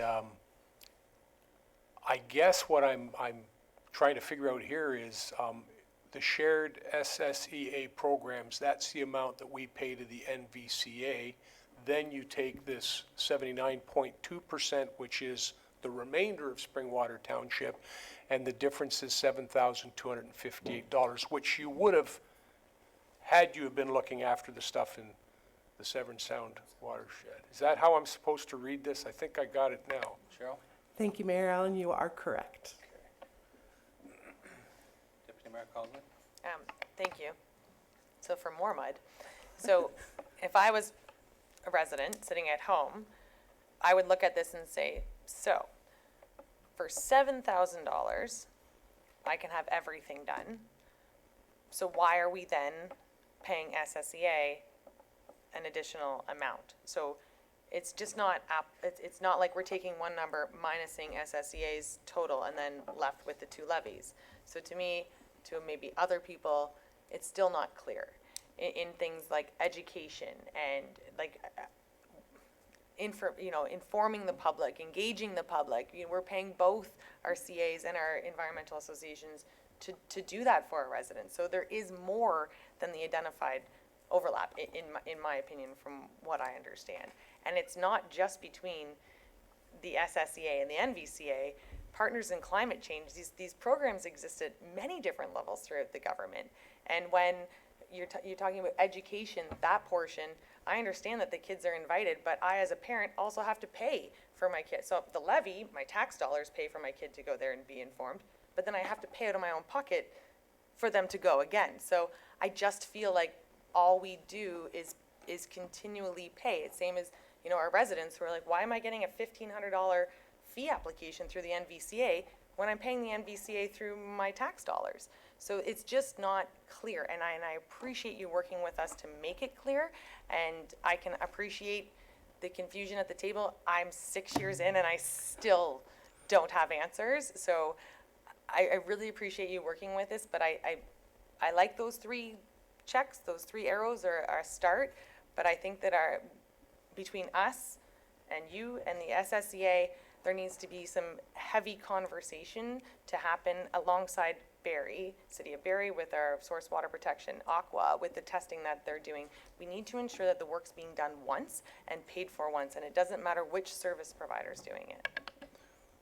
And I think that will be done in the next year when the regulations come out, when we take a critical look at the core services, and when we piece off who's going to do what and who's going to pay what, where.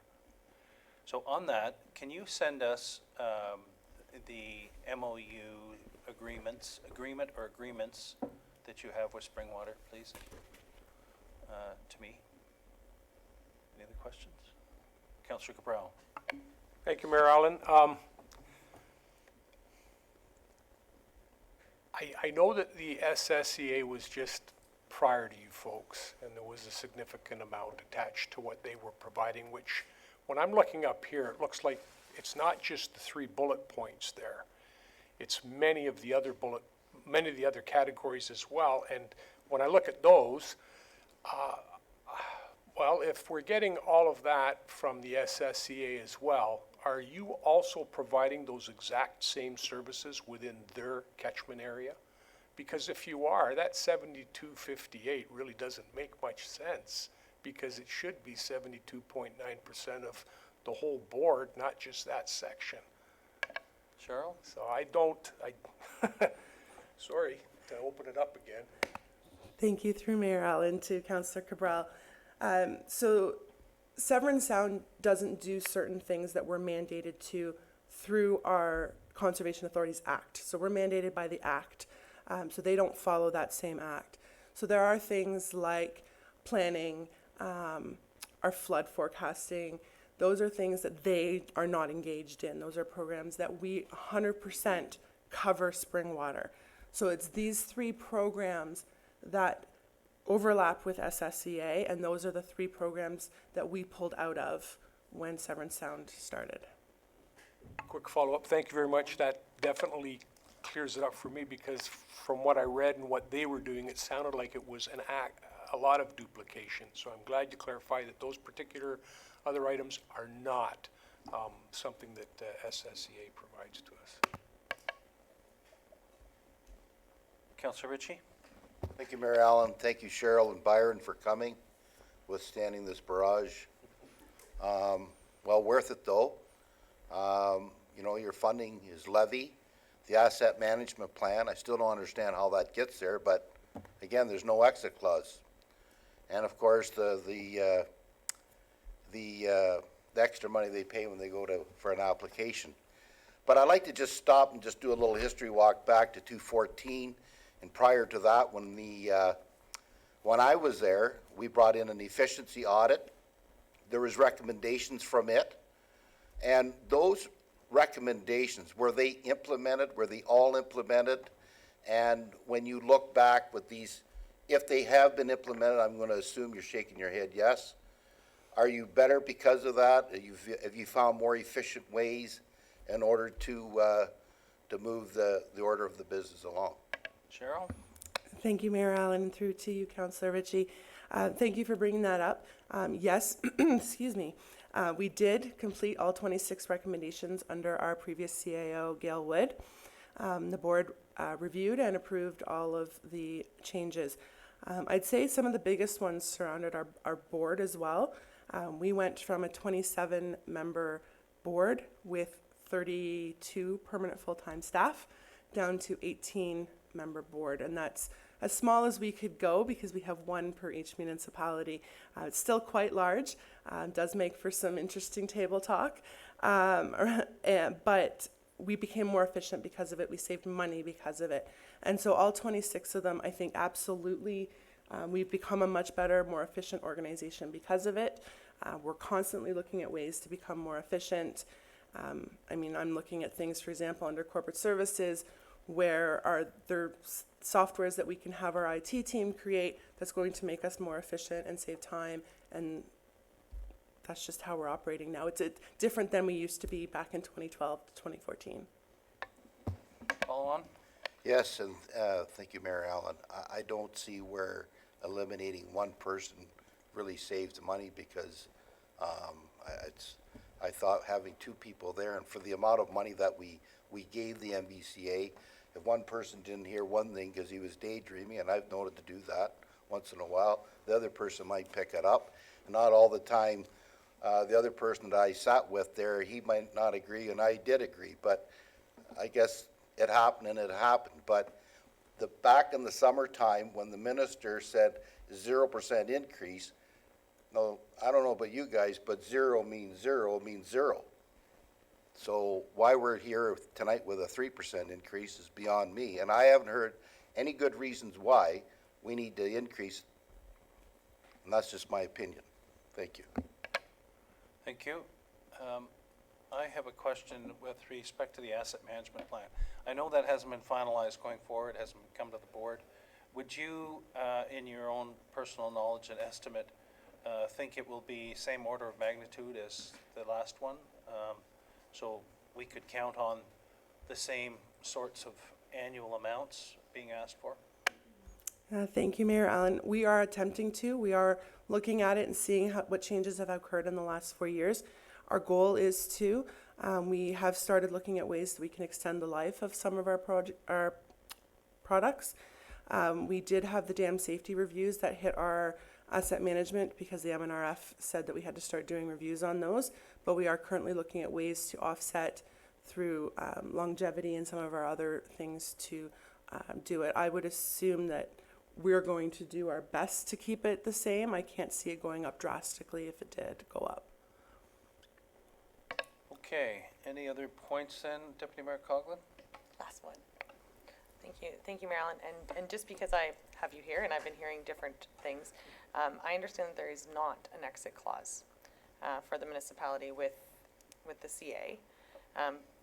But in some research, there's section 13.1 of the Conservation Authority Act.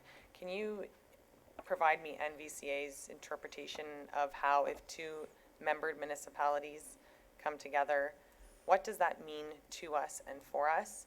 I believe that we should have the ability to choose who best sustains our environment in spring water, and I want to know how to work together through that. Cheryl?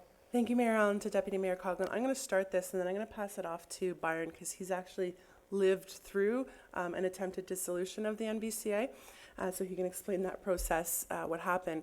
But basically what it is there is an exit clause. It allows you to, I believe it's 2 municipalities get together and you can start the process. What happens is it goes through the Ministry of Natural Resources and Forestry, although maybe in part now the Ministry of Environment, Conservation and Parks, and maybe in consultation with both of them, I'm not sure.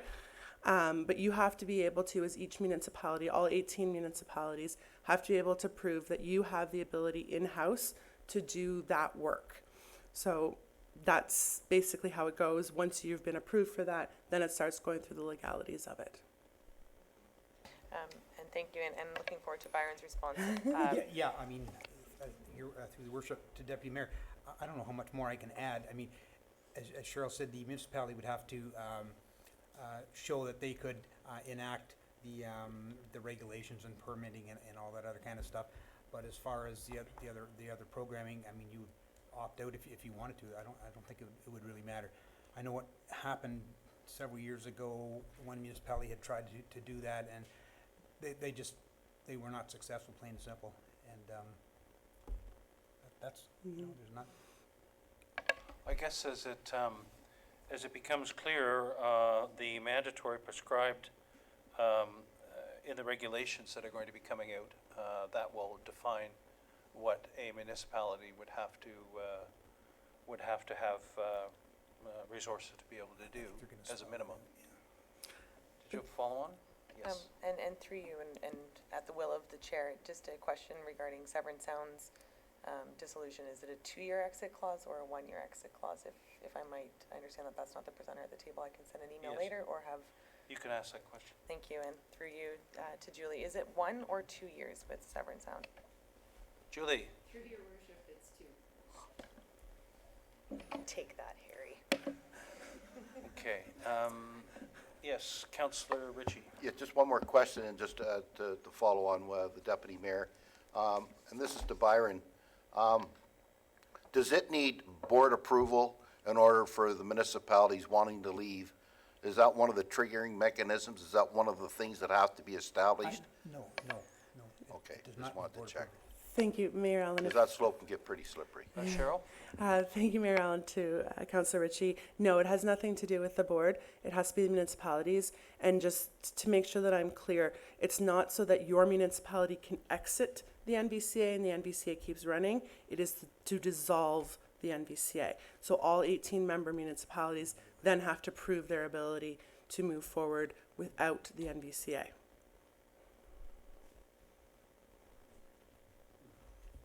Okay, thank you. We have a motion in split in two. One is the base amount, the other is the asset management amount. Can I have a mover and seconder to get this on the table, please? Deputy Mayor Coghlan? Thank you, Marilyn, and similar to the SSEA, with respect to the motion that was passed at our table a couple meetings ago regarding the 3% increase, I don't know if it's at this time to bring forward a motion to maintain status quo from last year in order to support the minister and continue to work with the CAs regarding funding. But again, we have been asking questions, or I've been asking questions for 5 years, and I don't know at what point we finally say, no, we have direction from the province, we have direction from our residents. I don't know if it's today that you would prefer that, or actually, you know what, out of respect for council, I am going to do that at our budget to give everybody a little bit more notice on that. My Okay. apologies. All right. So therefore, are you moving this motion? Seconder for this motion? Councillor Chapman, that the presentation from MVCA regarding 220 budget request be received, and that the 220 MVCA operating budget request in the amount of $188,420.02, representing Springwater's share, be included for consideration in the final draft of the 2020 budget. All those in favor? Opposed? Okay. Mover and seconder for the next one, Councillor Moore. Councillor Chapman. That the 220 MVCA asset management levy request in the amount of $11,076.45, representing Springwater's share, be included for consideration in the final draft of the 220 budget. All those in favor? Opposed? Carried. Thank you. Thank you both for the presentation. Thank you, Mayor Allen.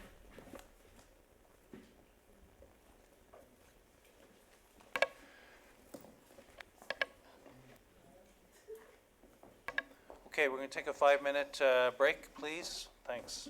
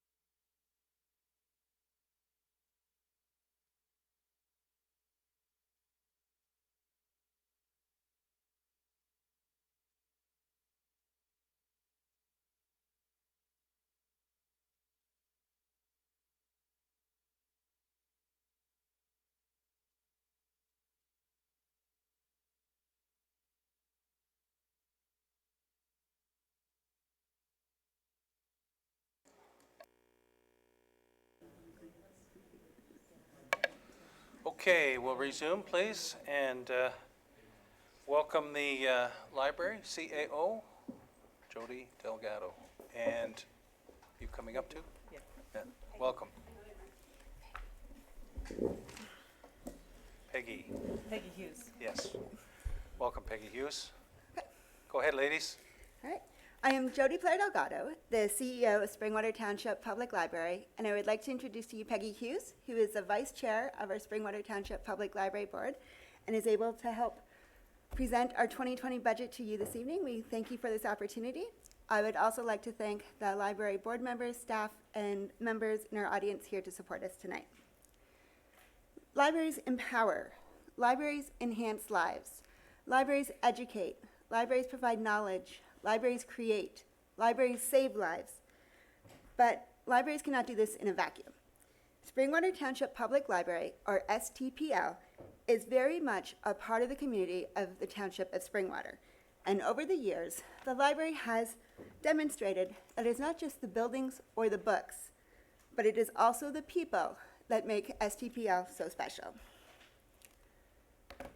I believe that a community without a library is a community without a soul, without knowledge, without a place to just be and relax. STPL has left our buildings and entered into the community over the past few years. In 2019 especially, we were happy to host the Georgian Bay Reads program for the very first time. We won the People's Choice Award for the book, The Home for Unwanted Girls by Joanna Goodman, and that was defended by Catherine Wallace. Meaford Library went home with first place, yet again. I swear they rig it. But 5 libraries participate in Georgian Bay Reads, and so by bringing them to the community, we were able to showcase all the wonders we offer. 2019 was also the inaugural year for our Battle of the Books program. And this program brought together 3 schools, Hillsdale, Huronia Centennial in Elmville, and Minising Central, to participate. So students in grades 4 through 6 read from a list of 100 books, answered questions and activities in order to choose the winner. Minising won by 2 points. And we were able to be hosted by the Elmville District High School's new library, because they just renovated as part of their addition. So beautiful place to host it. And the students are feverishly reading the books already this year, and Minising, I think, is determined to hold on to their crown. So I'll let you know who wins. The event will be held again in May. Also, the library was a partner with the Sci-Fi Fantasy Street Festival, which is an initiative of the Elmville BIA. And for the second year in a row, the library provided all the children's programs on that. You also see outreach statistics up on the slide. This is the first year we actually broke out outreach statistics from our regular programming statistics. And they will show you that we're making a difference in being able to get out into the community a lot more than we ever have before. We are still not reaching the schools as much as we should be, and that's due to the lack of a children and youth coordinator who would be the one solely responsible for that outreach.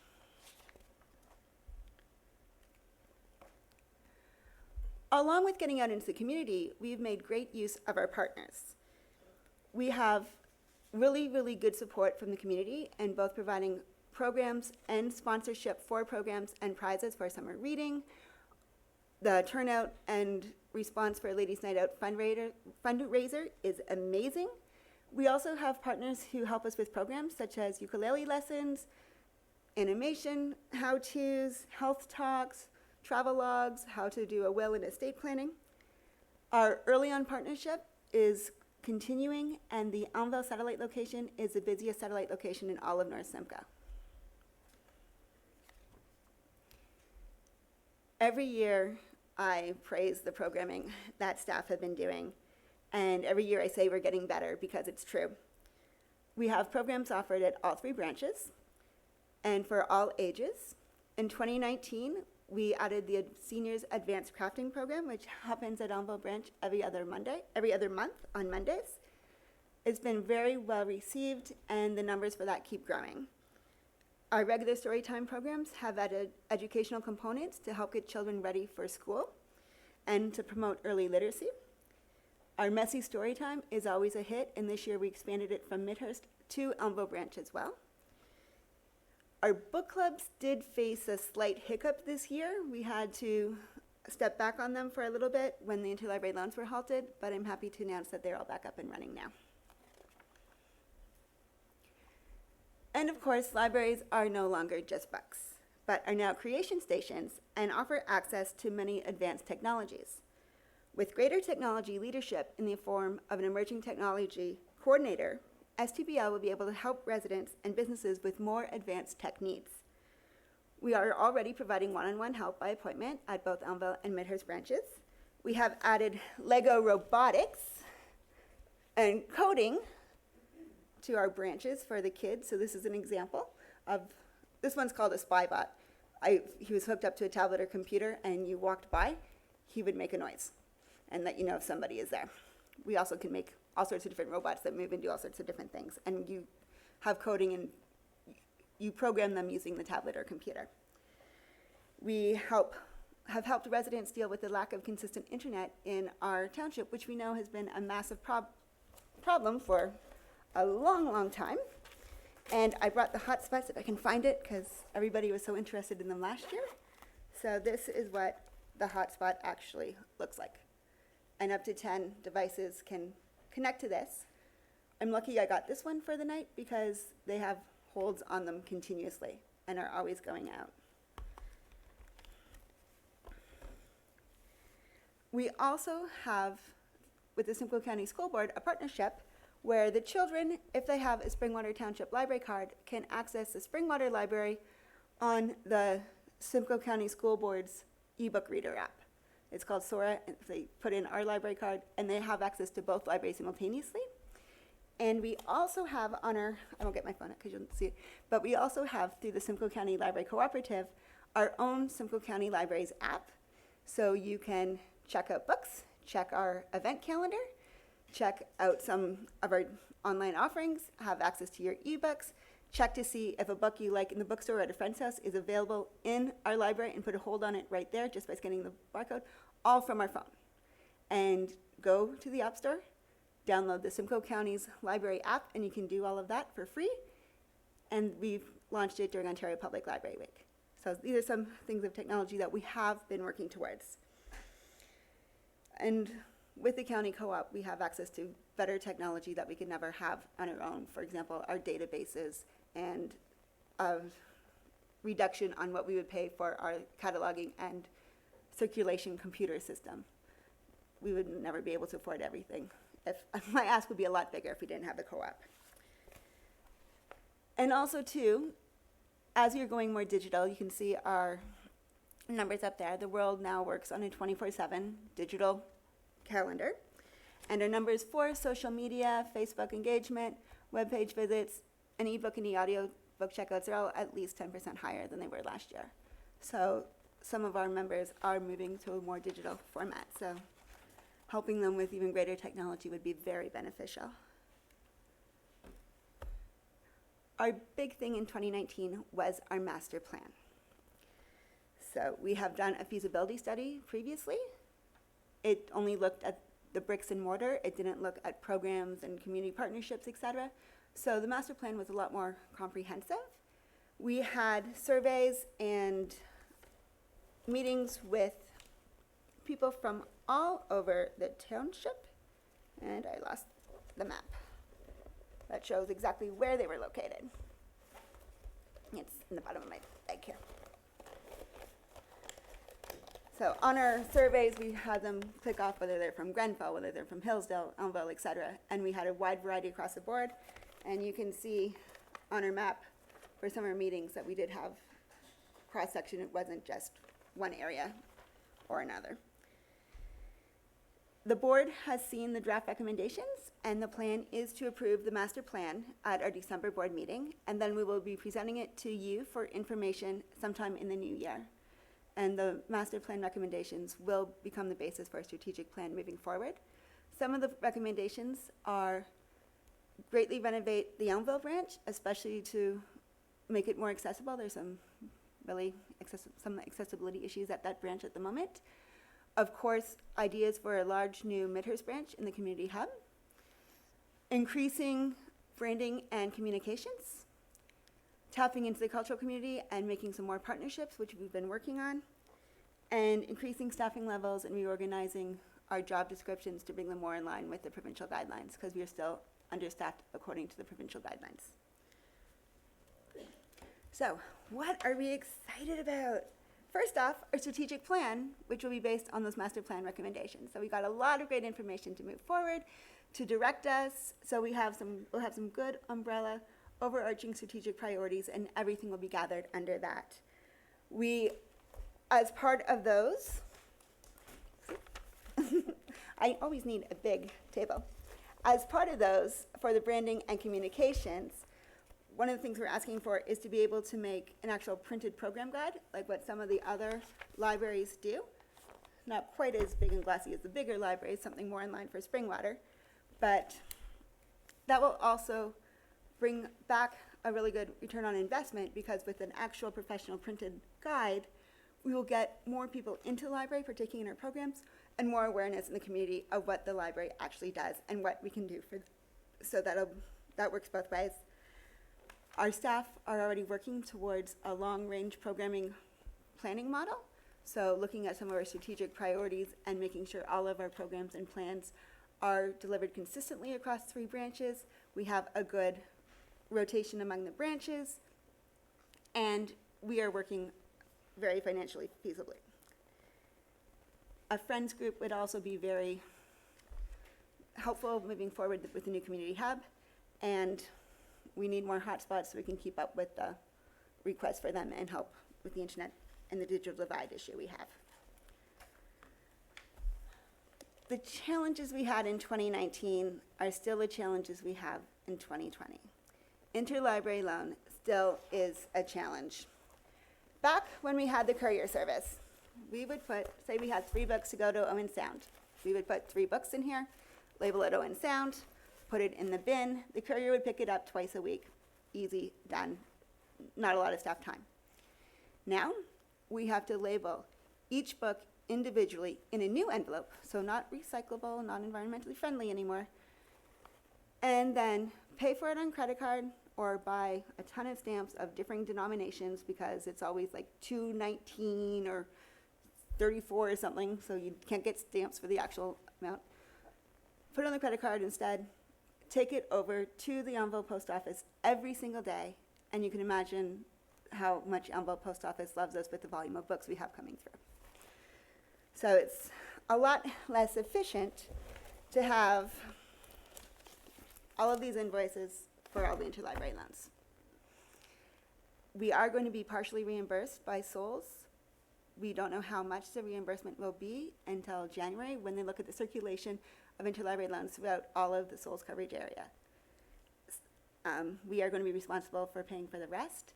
And of course, we don't know what's going to happen in the next budget from the provincial government, if they're going to still maintain any coverage at that point in time. So that's one major challenge we're looking at. Another one is one that you may have seen in the news lately because of the changing in some ebook pricing models. I did speak to you about that in May, or mention it. Macmillan Publishers on November 1st now have an embargo on ebooks and e-audiobooks to libraries. A library system may buy 1 copy of a book for 8 weeks. So for example, the new Louise Penny book, if it just came out on ebook, all of Simcoe County libraries would have 1 copy for 8 weeks. And then after that, we'd be able to buy multiple copies, which are usually 2 to 3 times what the consumer would pay. And then usually too, our license runs out every 2 years, and we have to repurchase books every 2 years. So authors like Louise Penny, J.K. Rowling, all the popular authors who people still read over and over, we would have to keep buying, as well as trying to keep up with the demand for new books. So that is one of our challenges that we keep facing in order to make our digital collection viable, fresh, new. As we've seen in our circulation figures, more and more people are doing the ebooks and e-audiobooks, and it's also better for accessibility issues. So with book prices being continually high, we're not getting as much for the money on that one. Staffing is always an issue. We do have a need for more specialized staff. Our model worked for a more traditional library that had more books, but less technology, less programming. It was mentioned 3 times last year during the performance appraisal interviews I did with staff that what we had was not working for them. We needed more specialized staff. We needed staff that could cover programming for all 3 branches instead of staff working just as one. We need more educated staff who have the ability to do this umbrella programming for everybody and coordinate everything. We have programmers that are amazing, but we're wasting a lot of time saying, okay, we're doing this at one branch and then trying to replicate it at another branch. We're wasting time purchasing materials when we could have it with one person who's doing all the purchasing and doing it all in bulk.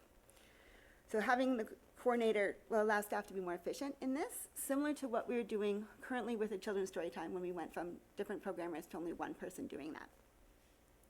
Many other library systems our size, and even library systems that are much smaller than us, and even those with one branch, whereas we're trying to staff and program 3 branches, do have separate staff for circulation, for programming, for like adult, for children's, for technology, for outreach and community.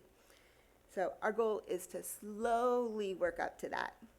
So when we get the community hub, we don't all of a sudden need all these different specialized people, which we will need when we get a library that size. So instead, baby steps up and know what we need now. We don't need everybody at the moment. We do need the children's programmer and the emerging tech now.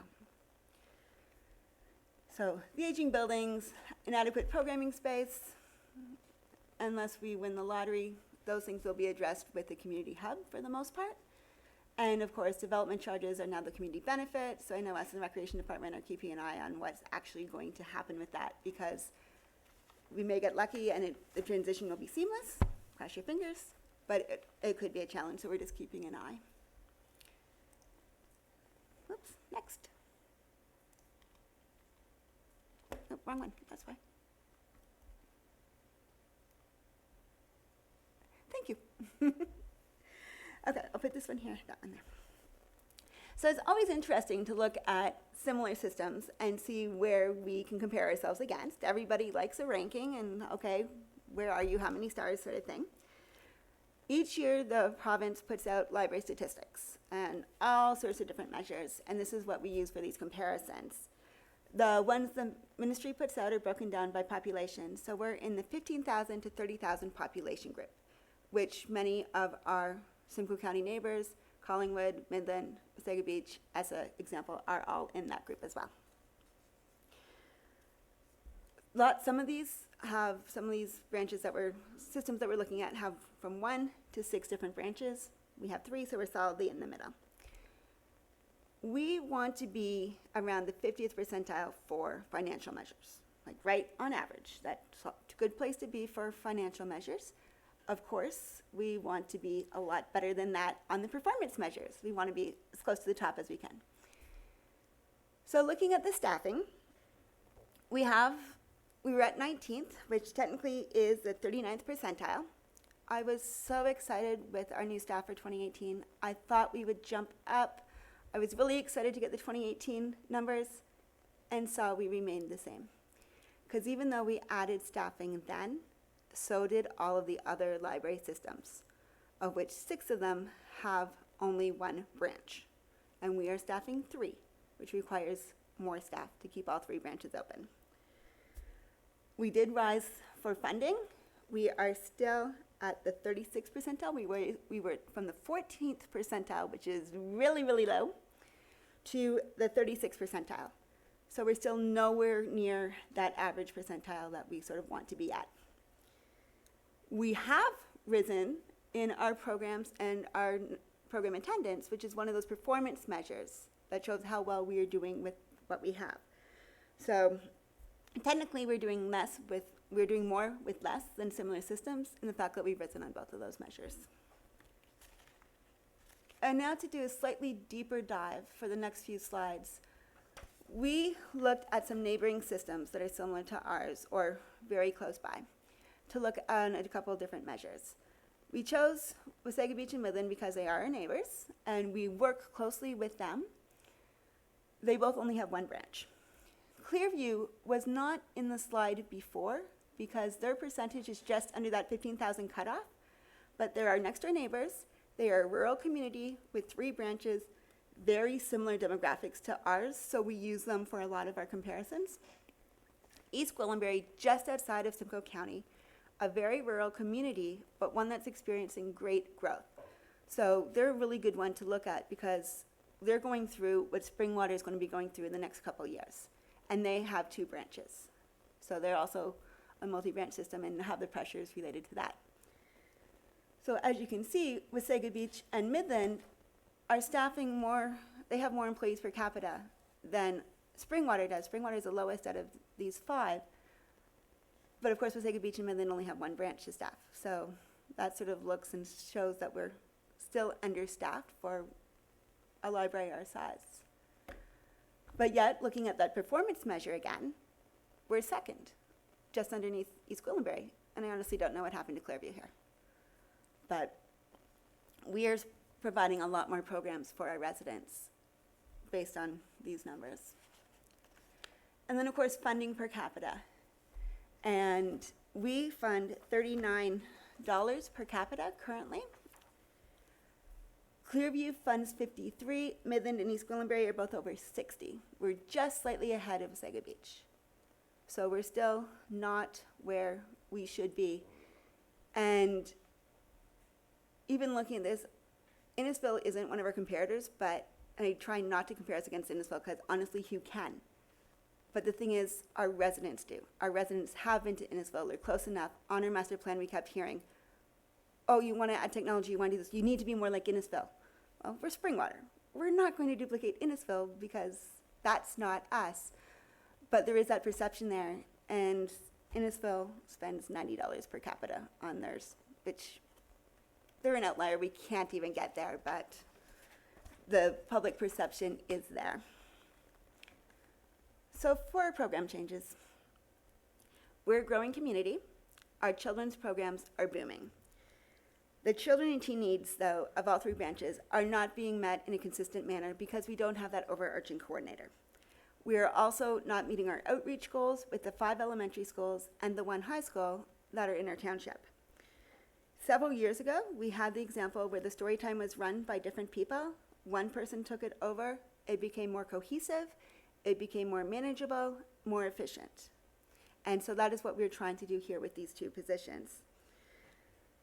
This position would oversee our major programs, so March Break, Summer Reading, our Battle of the Books, provide the program approvals, as well as outreach to underserved communities such as Hillsdale, and programming and outreach to Elmville District High School would also be part of their responsibilities.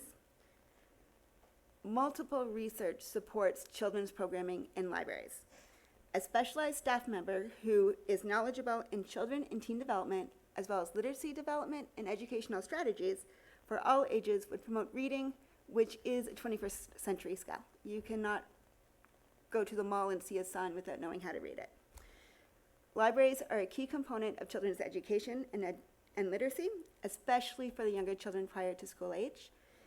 According to the Association of Library Service to Children, 97% of parents believe children's library programs are important. 84% say that libraries boost children's love of reading and books, and 81% believe that libraries provide access to materials and information not available at home. A children and youth coordinator who can work with the teens will also help with the lack of entertainment options for the teens in Springwater Township, which was a major concern raised by both the teens and adults during our master plan study. This is a long overdue position, especially for a library the size of Springwater with multiple branches. Okay, a caveat. This is the only picture in the slides that was not actually taken at Springwater Library. This is just an example of some of the technology available in libraries all across Ontario. One of the recurring themes during our discussion for our master plan was the need for increased technology access in Springwater Township. The teens we met with at EDHS were especially eager to learn new tech and to use it outside of school hours when they couldn't access the school. In Simcoe County, ESSA has 2 3D printers and a vinyl cutter, and of course, Midland opened their makerspace last year to thunderous applause. And we've already spoken about how we can't compete with Innisfil, but the perception is that we need to have similar stuff to them. We already have our Lego kits, We have other technology kits for kids, 2 Cricut vinyl cutters as part of our fledgling technology program. But without the staff support, it is easy to just let the technology sit there. We need staff member to train other staff, to work with the public on programs, to bring in people and businesses to use this technology. The Emerging Technologies Coordinator would also be responsible for writing a technology plan that would enable us to move forward with our technology in a sustainable and financially feasible manner. So we won't go, for example, buying 3D printers willy-nilly. So we'll have an actual plan this one year, maybe this another year, depending on what the needs of and wants of our community actually are, and what we can do within the limitations of our budget and our buildings. Some of the pressures on a regular operational budget, of course, are our interlibrary loan costs, which we can't do much about. Also can't do much about the WSIB increases, which was a big hit to us this year. Our licensing costs for our cataloging and circulation system, our MIBI licenses, copyright licenses, for example, continue to increase each year. Our insurance has also increased. We would like to do a better program to promote our services, and we would like to add more hotspots. And of course, more ebooks and audiobooks as those prices continue to increase as well. And one of the things we kept hearing during the master plan, which has driven a lot of this budget, is people wanting more. They love the library, they support the library, but they want more books, they want a bigger space, they want more technology, they want the library to be in the community. So with our numbers for that, this is an increase.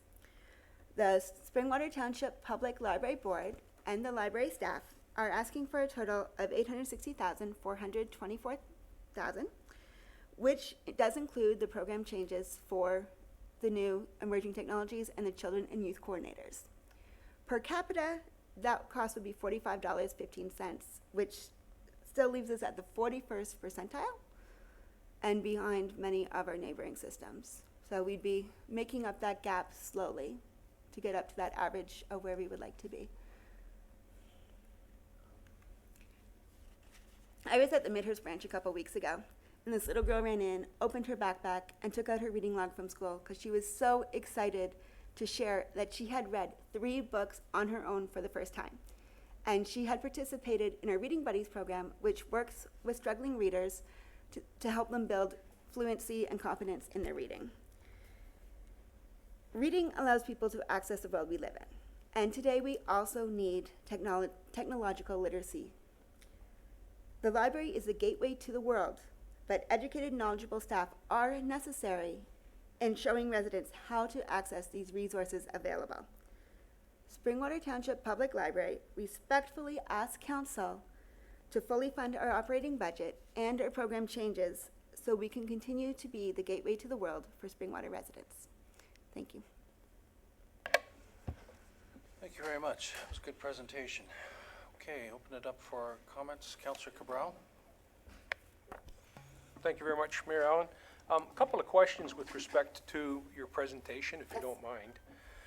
With respect to the SOLs cutting back, and you were talking about some funding coming back, but that you're using time to go over to the post office. Are you doing, this is obviously going out as a parcel? Yes, we have, each book has to be done, oh, sorry. I apologize. The only point I kind of wanted to make up is that Canada Post will come and pick them up and do provide services, much like FedEx or much like Purolator, which could certainly make it a lot easier to have these books picked up and delivered. Depending on how many are actually going out, you can actually book the pickup well in advance, too. I don't know if you've explored that, but something you might like to consider. Through you, Mr. Mayor. We haven't explored it for Springwater. I know other libraries have explored it, and the result has been mixed. Some have been charged for the service, and some have not been. So I can look into that and see if we would be charged. I don't know why the discrepancy is among the different libraries, if it's location or size. But that is definitely something we can consider because my staff would love not having to make the trek over in the winter months. That's kind of what I was hoping, and we don't know what's going to happen with SOLs, whether it's coming back or what they're planning on doing, so I just wanted to comment on that. One more, please. Follow on? Thank you. My other question was with respect to the licensing fees and the concerns around ebooks when a new book comes out. That's just standard. There's nothing we can do to change that. That's just the way it is right now, I would think. Would it not be the same for a hardcover book? When it first comes out, you can maybe get so many, but they're more expensive at the same time. I'm just wondering if that's the way it is with hardcover books too. Jody? To Councillor Cabral, through you, Mr. Mayor. With the hard books, they're usually cheaper than the ebooks. And sometimes they might go out like 10 times in the first year, sometimes they might go out not as many. If they do get worn, we have the option of repairing them. So a hard book life tends to be much longer than 2 years, and depending on how many times it goes out, for example. It's also cheaper than the ebook. An ebook cost usually starts around $60, runs up to $90, and we are subject to licensing fees on that. And regardless of how many times it gets checked out, at 2 years we usually have, or a certain number of checkouts, 26 is the normal number, we do have to repurchase it if we want to keep it. Whereas a hardcover book, you get it cheaper for the first time, and you get a longer life out of it. So we would pretty much be paying at least double for the ebook collection because of those restrictions on our licensing. Right now, what libraries are doing are banding together in order to make this known as an advocacy issue. In the United States, they're actually going against some of the publishers for unfair monopoly practices. And the American Library Association has written a letter in support of that. I don't think we have done anything quite similar to Canada yet. Obviously, the United States is a much larger market, but the Canadian Library Associations are doing an advocacy and a promotion issue on this in order to let publishers know that we are concerned about it. The licensing has always been an issue since ebooks came into being.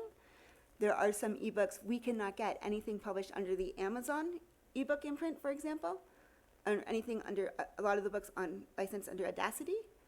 We do not have access to get because they just don't lend them. So there's a book by our Prime Minister, one of his books that he wrote, regardless of what you think about the Prime Minister, it should be available to library patrons, and because it's on Amazon, or we just can't offer it to our patrons. So ebook licensing is an issue. As you said, don't know what we can do about it other than promoting it and maybe putting pressure on some of the businesses and the government to step in to do something. Okay. Councillor Hannah? Thank you, Mayor. Always enjoy our conversations. And for the record, I need to let you and your staff know, and you're a passionate bunch, and that you're dedicated, and you provide a service to this township for the people who use the service. And I'm not anti-library, for the record, but we do have a response. Quite a preamble there. Well, listen, Mayor, it's important that everybody understands my position. We have a responsibility, as you know, for the finances, and it's a difficult job for me because I like to see justification before I make decisions. And just have a couple of questions, and then after we have our discussion, I will be making some points with the rest of council, so you know where I'm going with this. So Jody, again, thank you. But my question to you is, when you compared other municipalities, did you compare the tax base as well? Jody? Through you, Mr. Mayor, to Councillor Hannah, do you mean their actual assessment value? Well, you compared us like to Innisfil.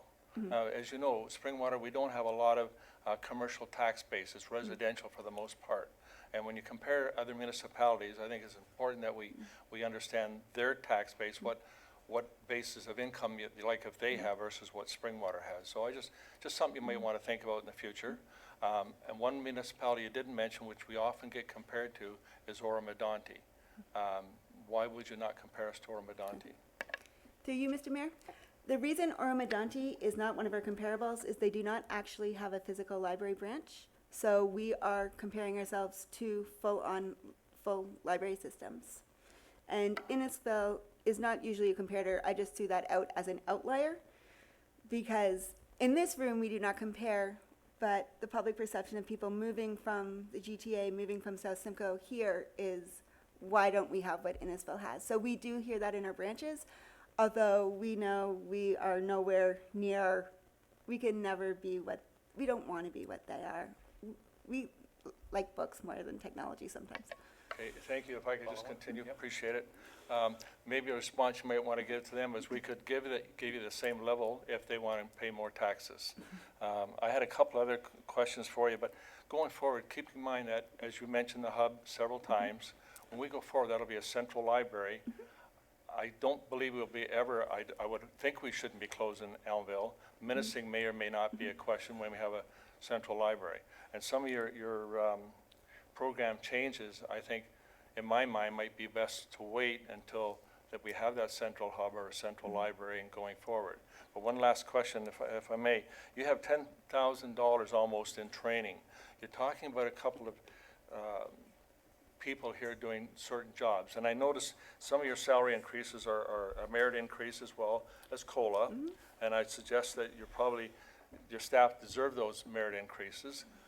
I'd even support more merit increase if you want to use that training, some of that training money to train your staff to do some of the program changes you're asking for.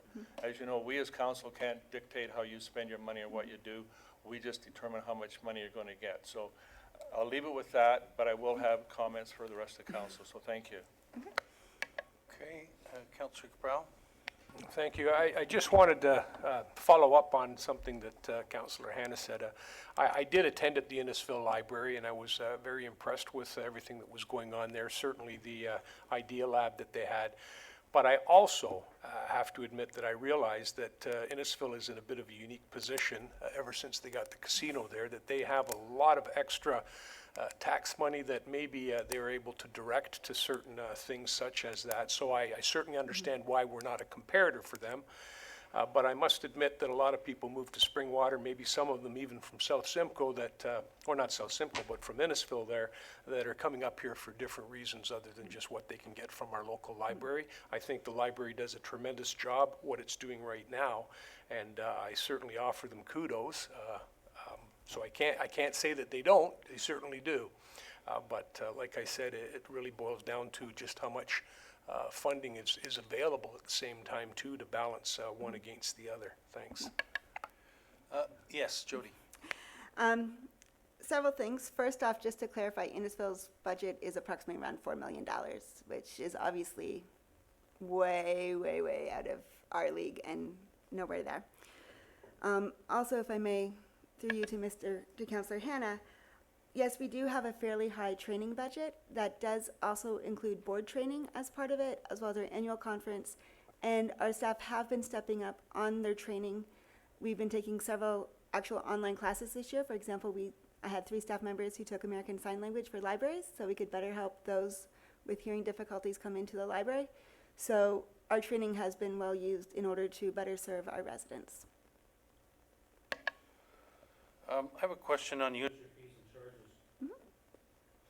The user fees and charges, the base budget is $37,200, yet the actual year-to-date is $45,000 and change, and the budget that was approved was $35,200. What's been the jump for higher user fees and charges, and why wasn't that number used as a basis for projecting 2020 base budget?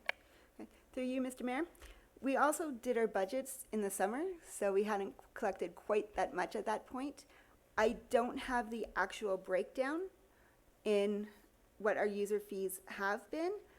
I do know our tiny income comes in through there, I believe, and the user fees are for out-of-resident fees, late fees, photocopying, printing, and we have had an increase in some of that at our branches, especially in Elmville and Midhurst. I could look at the final numbers and find out exactly where our jump has been. I would like to propose that we do get rid of fees for children's service, our children's collection, so that would be a slight drop in that, because I would like to have children come in and make better use of our materials without having to worry about a late fee. So that's something I would like to see changed in 2020, board permitting, of course, so I did take that into consideration when I was doing the budget. Follow-on question, in these budget sheets that accompanied the the budget, those were, the numbers there were for 10 months. Is that how I read it? Oh, to you, Mr. Mayor, you Yeah, mean for the uh, program changes? Yeah, I'm looking at CAO Schmidt there. Yeah. So you have to annualize those to get a total year? Yes, CAO Schmidt. Thank you, Mr. Mayor, through you to members of council. So your question regarding user fees, and one of the increases in the actuals for 2019 is actually related to fundraising. So it is substantially higher than what the original budget was. The original budget for fundraising was $2,000, and the actuals as of the end of October were $11,565. So that is one of the reasons why the user fees actuals for 2019 are higher, and likely why that hasn't been brought forward into 2020. The base budget increase from 2019 to 2020 was a $1,000 increase. And again, those fundraising, we never know how much money we're going to get, so we tend to be a little conservative on the revenue side of things. So. And can you clarify, the numbers on these sheets are for 10 months, so you have to annualize them? Through you, Mr. Mayor, the numbers that are showing on there are year-to-date actuals as of the end of October. So, No, I'm for talking about program these, changes. these program sheets. oh, the program changes. Sorry, It says 10 months, the numbers that are there, so you have to annualize them? that's correct. So in other words, the Children and Youth Coordinator at 66,653 in fact is $80,000 for a year. And the library at 48,875 is actually 58,650 for a year. Thank you, Mr. Mayor. That's correct. So when I look at the salaries and benefits, and if you just take the base 220 base budget of 555, 420, that is a 6.4% increase over the 521, 864 for 219. If you look at the benefits at 122, 621, that's a 13.5% increase over the base budget of 108, 008 for 219. If you add those two together, we're talking about 163,697 increase, which is those two numbers on the right, 126,555 and 37,142, over the 2019 approved budget is a 26% increase in those two amounts. So, I mean, that's the number we're dealing with. So if you had a choice between the two positions, say we couldn't do both, which would you say is a greater priority of the two? Through you, Mr. Mayor, that's almost like asking which child is your favorite. In this case, as much as it really, really pains me to say it, I would have to say the Children and the Youth Coordinator would be the more important position at this time. We should have honestly had one 10 years ago for a library our size. We are doing great strides in children's programming. If you've ever walked into Elmville schools, they have lots of children in the early ages. We need to service the high school. We have not been able to. Although for moving forward to be a more forward-thinking library and to bring us into the 21st century, the emerging tech is important too. But the children and youth should have been at this table 5 to 10 years ago, honestly. Okay, thank you. Other questions? Yes, Councillor Chapman. Thank you, Mayor Allen. I agree on the Children and Youth Coordinator. I'm having a hard time with the dollar value. Have you looked at other libraries within Simcoe County and what their rate is? And do they have the Children and Youth Coordinator? Jody? Through you, Mr. Mayor, to Councillor Chapman, most libraries in Simcoe County do have a children's coordinator. The rates vary depending on whether they are a former teacher, a master of library, a master of library science librarian. This is technically the going rate for a master of library science librarian who would be in this role. The reason I want that is because this requires higher level strategic thinking. It requires a really good foundation in library science, in outreach, in analyzing and evaluating information, and also in your when you take your Master of Library Science with a major, if you will, in children and youth, You get a really strong background in children and youth development, so teen development, children's development, education, literacy skills, how to bring all those resources together, and that would be the going rate for that. It might actually be a little bit low compared to, it's definitely low compared to anything south of us. Follow on? Could this be a contract? Jody? It could be a contract, but I would be very concerned about setting a level of service and then taking back if it is not approved again next year. I don't think that would be fair to the residents. It definitely wouldn't be fair to the children and teens. Deputy Mayor Coughlin. Thank you, Marilyn, and through you, thank you very much for being here. I'm seeing a lot of momentum in recreation and library services, and I think we are all feeling it as residents in Springwater. And I feel like we're almost at a brink. We have our new hub coming. We just finished EDHS. We've got all these great locations, and now we're about to start offering programming within that. We just don't know what those shared agreements look like. We don't know what the facility is going to look like.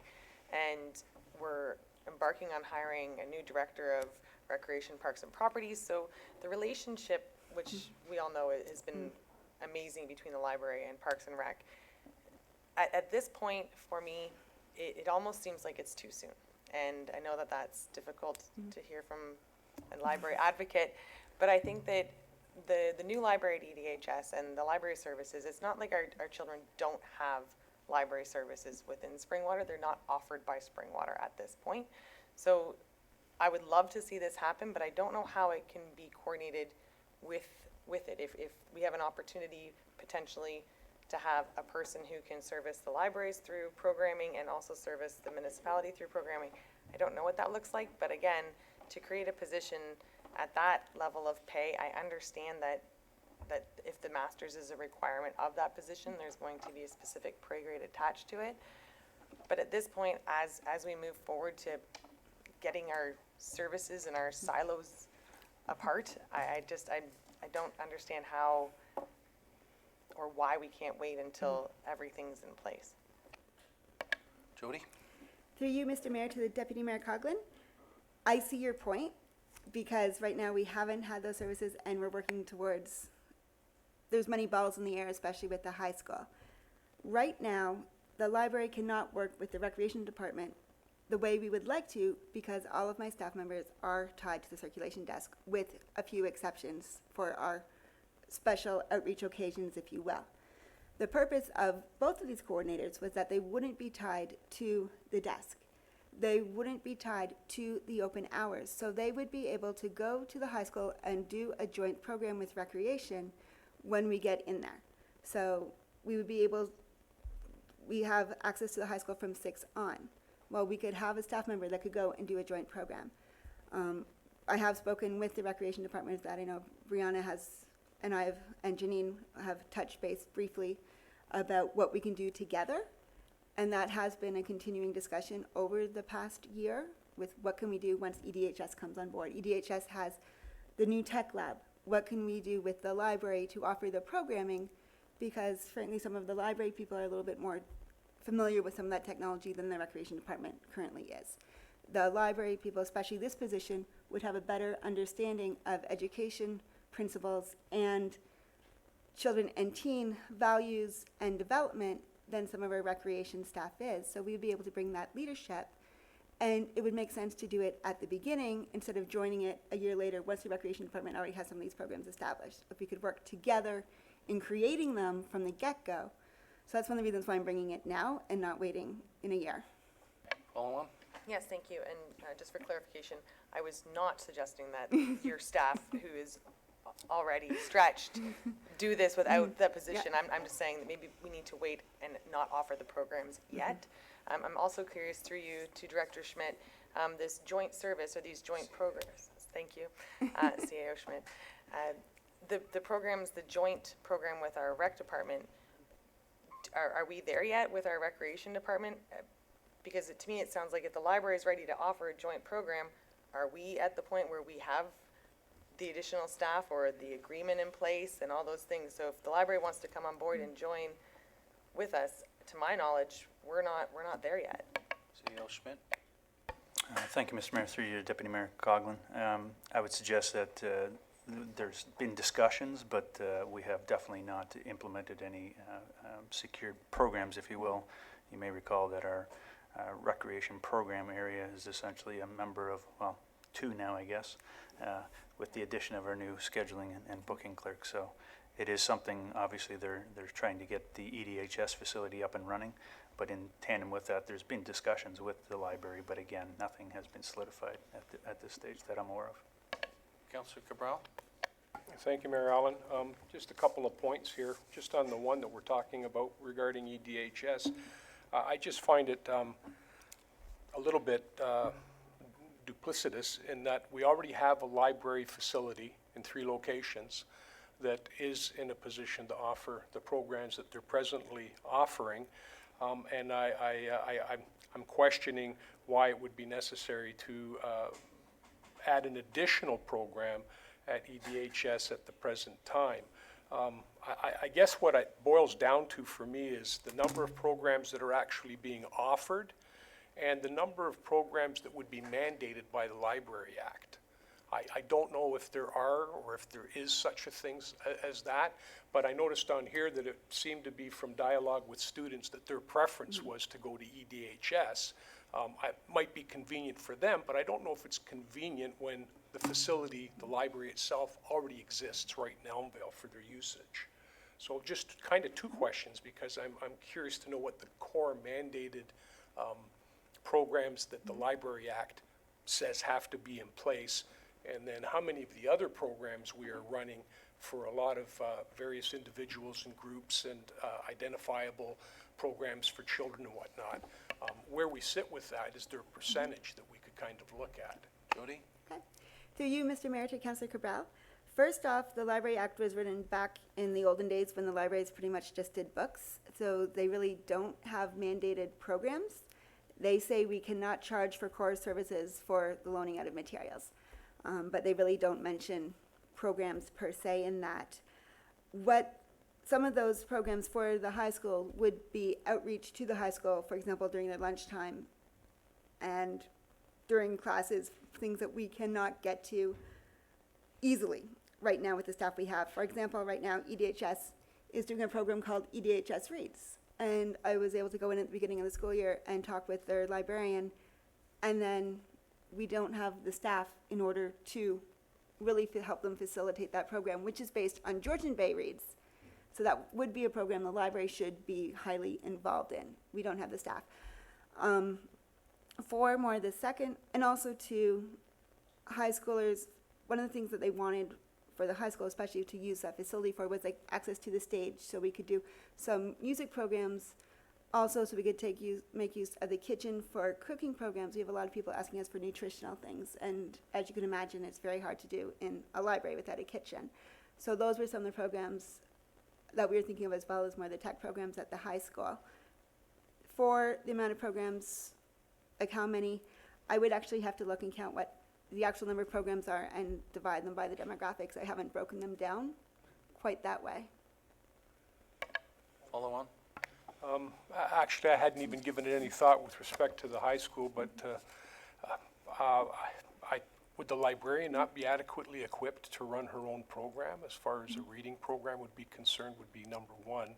And the second one, some of the programs that you're contemplating in using the kitchen and whatnot, are those not programs that we might be able to do through our recreational program, where someone who's already in our community might be in a position to offer those programs for a fee as well, though, rather than our library being expected to step up to the plate every time and offer a program and stretch their own resources thinner and thinner as time goes on? Thoughts on that, Jody? Through you, Mr. Mayor, to Councillor Cabral.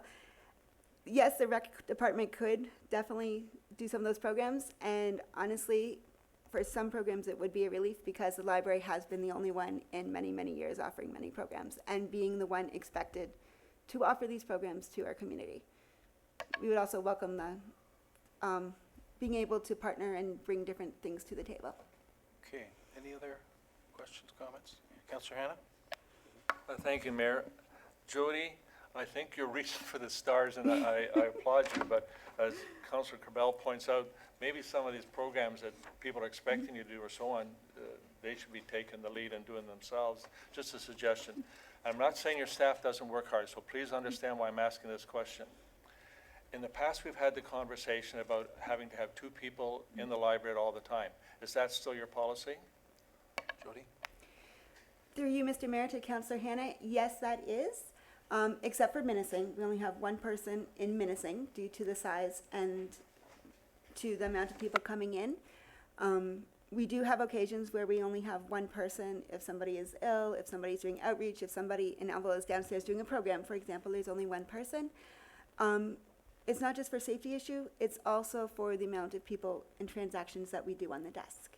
So people coming in and checking books out, asking questions, the phone ringing, et cetera. Follow on? Thank you. The reason I was asking the question, because you said they were tied to the desk, and I was suggesting that with this $10,000 that you have for training, if you could train your staff to do some of these other programs that you're asking for, and you could get them away from the desk, would they be capable of doing the things that you're being asked by other people to provide? Jody? Through you, Mr. Mayor, to Councillor Hannah, most of my staff are already doing these programs, as well as looking after the circulation desk, doing the interlibrary loans, helping with computer and tech questions, and helping with the acquisition of materials. This is why we need specialized staff. We cannot have everybody doing everything for all 3 branches at the same time. And with the juggling the way we have, we made great strides 2 years ago when we got the additional staff and the additional hours. And we were able to tweak things, but we need more. The staff will be burned out. We won't be able to continue the programs. And it's not just continuing the programs, it's finding the efficiencies, which I know is a big buzzword right now. But with the coordinators, they could take some of that pressure off the staff, and they could buy in bulk. It would mean a lot less program planning time. So the staff could be, okay, we're doing this program now off the desk, and then we have our desk hours. They wouldn't be trying to do things all at the same time, because they would have somebody who would be the organizer of it and able to get those priorities and say, these are strategic priorities, these are what we need for these programs, this is what we need for our technology, and have it better organized, have it consistent at all 3 branches, and have all of our residents experiencing the same amount of service. So that's where we're going. It's in a way to spend money, to save money on the other end, and to save time on the other end moving forward, and to provide the better service to all of our residents. Councillor Cabral? Thank you, Mayor Allen. Through you to Ms. Delgado, sorry. Another thing, and it was kind of like something that I gave some consideration to here, is I can certainly see the advantage to having consistency and effectiveness, and I can just say that in my past career, the way that was accomplished wasn't by necessarily hiring an individual to do it. Obviously, large organizations can be put in a position where they can afford to do that. But smaller organizations, when I was doing it, they would take an individual, such as the second library person, and identify a couple of additional supervisory or program coordinating duties, and then they would lead a training session, and that's how the program would develop through the ranks. So that, because in my past life, everybody couldn't get together on the same day for any kind of training, so obviously it was compartmentalized from time to time. Is that not something that you could consider trying here, at least in the short term? Jody? Through you, Mr. Mayor, to Councillor Cabral, we do have some people who are trained in different things who do bring information back. For example, my 3 staff members who did the sign language and have shared some stuff with us. So we do have that built into our training. Staff members do come back, share with us at our monthly staff meetings, and we do have staff who take on different roles. As we grow, and we have been growing, it is no longer enough. CAO Schmidt, can I get clarification on some numbers, please? I'm back at the program change forms here. And if you annualize the 2 of them, as I said,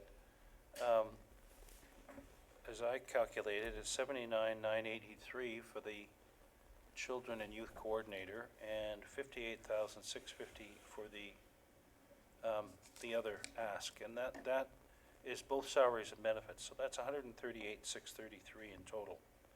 And then when you go to the program changes, you can see program changes for salaries and benefits are 115,528. So there's 23,155 difference between those two numbers. Am I missing something? I would have thought they should be equal. Sorry, Mr. Mayor, I'm trying to follow you there. So the program changes are prorated over a 10-month Yeah, period, right? so I annualize them. Yeah, so it's 115,000. Yeah, so 150, so if you analyze them, and add the two of them together, it's 138,633. Correct. So that would be the exposure come the next year, but in 2020, they're seeking 10 months of those salaries, and hence the impact in 2020 would be the 115,000 combined between I the two. see. So they wouldn't be hiring until into the year. Correct. And what was the reason for that? Why are we not looking at a full year if they have such a need for it? Well, considering the budget may be approved on December 18th, I'm not sure we're going to be able to hire somebody to start January 1st. Okay. So, Okay, thank you. Deputy Mayor Coughlin? Thank you, Marilyn. And just through that, just as a side, when we are doing budgets, it's more beneficial for us to look at what our base budget's going to be next year. So yes, this year we're only approving the 115, but that means that our operating budget before program changes, before an increase next year. So to me, and I'm not suggesting anyone is deceptive. It's almost deceptive though, because if we're going to look at it, let's look at what the actual new operating budget moving forward is going to be. So I think that kind of fluctuates when you look, is it a 6-month, is it a 10-month? To me, everything that we look at should be a 12-month operating cost. Councillor Cabral? Thank you very much, Mayor Allen. I'm just stepping back to what Deputy Mayor Coughlin had referred to earlier when we were talking about the big hub and how that would provide additional space and certainly more room. And I'm kind of thinking that that might be something to look at doing, because that's still coming down the pipe in relationship to some of these programs. Certainly the Idea Lab kind of concept does take up additional room that likely might not be available to us right now at our present facilities. So I just see that as possibly looking towards doing it down the road rather than trying to implement something now when we might not have the resources in place to fully accommodate it anyway. Okay, all right. So we have 3 motions here. First motion is the to receive and then approve the 744 896 to be included in the next iteration of the final draft budget. And then we split the 2 program asks into 2 motions. So starting, can I have a mover and seconder for the first one to receive, and for the total of 744 896 be included in consideration of the draft final budget? Yes, question, Councillor Brown. Thank you, Mary Ellen. Sorry about that. In approving the draft budget, it would have to be, depending on what happens with the asks, it would be revised before we voted on it again, I would take it. That's the premise for all of these going Thank you forward. very much. Yep. Okay, can I have a mover? Deputy Mayor Coughlin, seconded by Councillor Cabral. Again, I read it that the presentation from Springwater Public Library regarding the 220 budget request be received, and that the 220 library operating budget request in the amount of $744,896 be included for consideration in the final draft of the 220 budget. All those in favor? Carried. Mover and seconder for the next one. First program change, Councillor Hanna. Councillor Chapman. Did you have a question? Yes? I have a question, thank you. So these are the program changes that we're voting, and if we vote against them, they're done, they don't show up on our final day of budget, is that correct? They don't show up in the next iteration of the budget, yes. Thank you. So are you moving the, yes, so we have a seconder as well, that the Springwater Public Library program change, the Emerging Technology Coordinator, in the amount of $48,875 be included for consideration in the final draft of the 2020 budget. All those in favor? Recorded vote, please. Okay.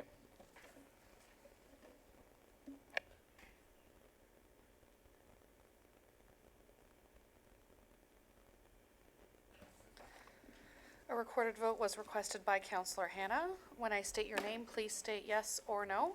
Councillor Cabral? No. Councillor Hannah? No. Councillor Chapman? No.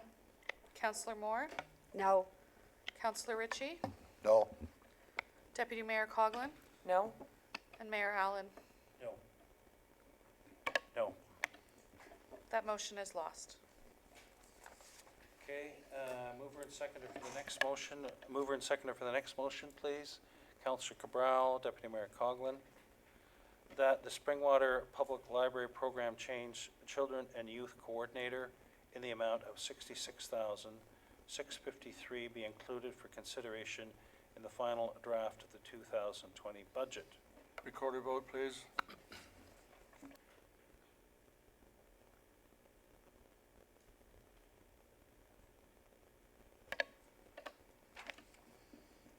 A recorded vote was requested by Councillor Hannah. When I state your name, please state yes or no.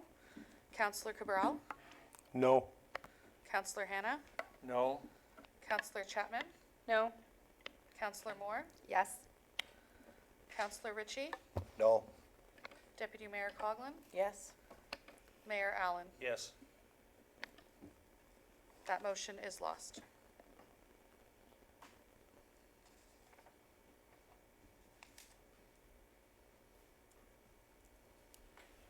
Okay. All right, thank you Thank you. very much.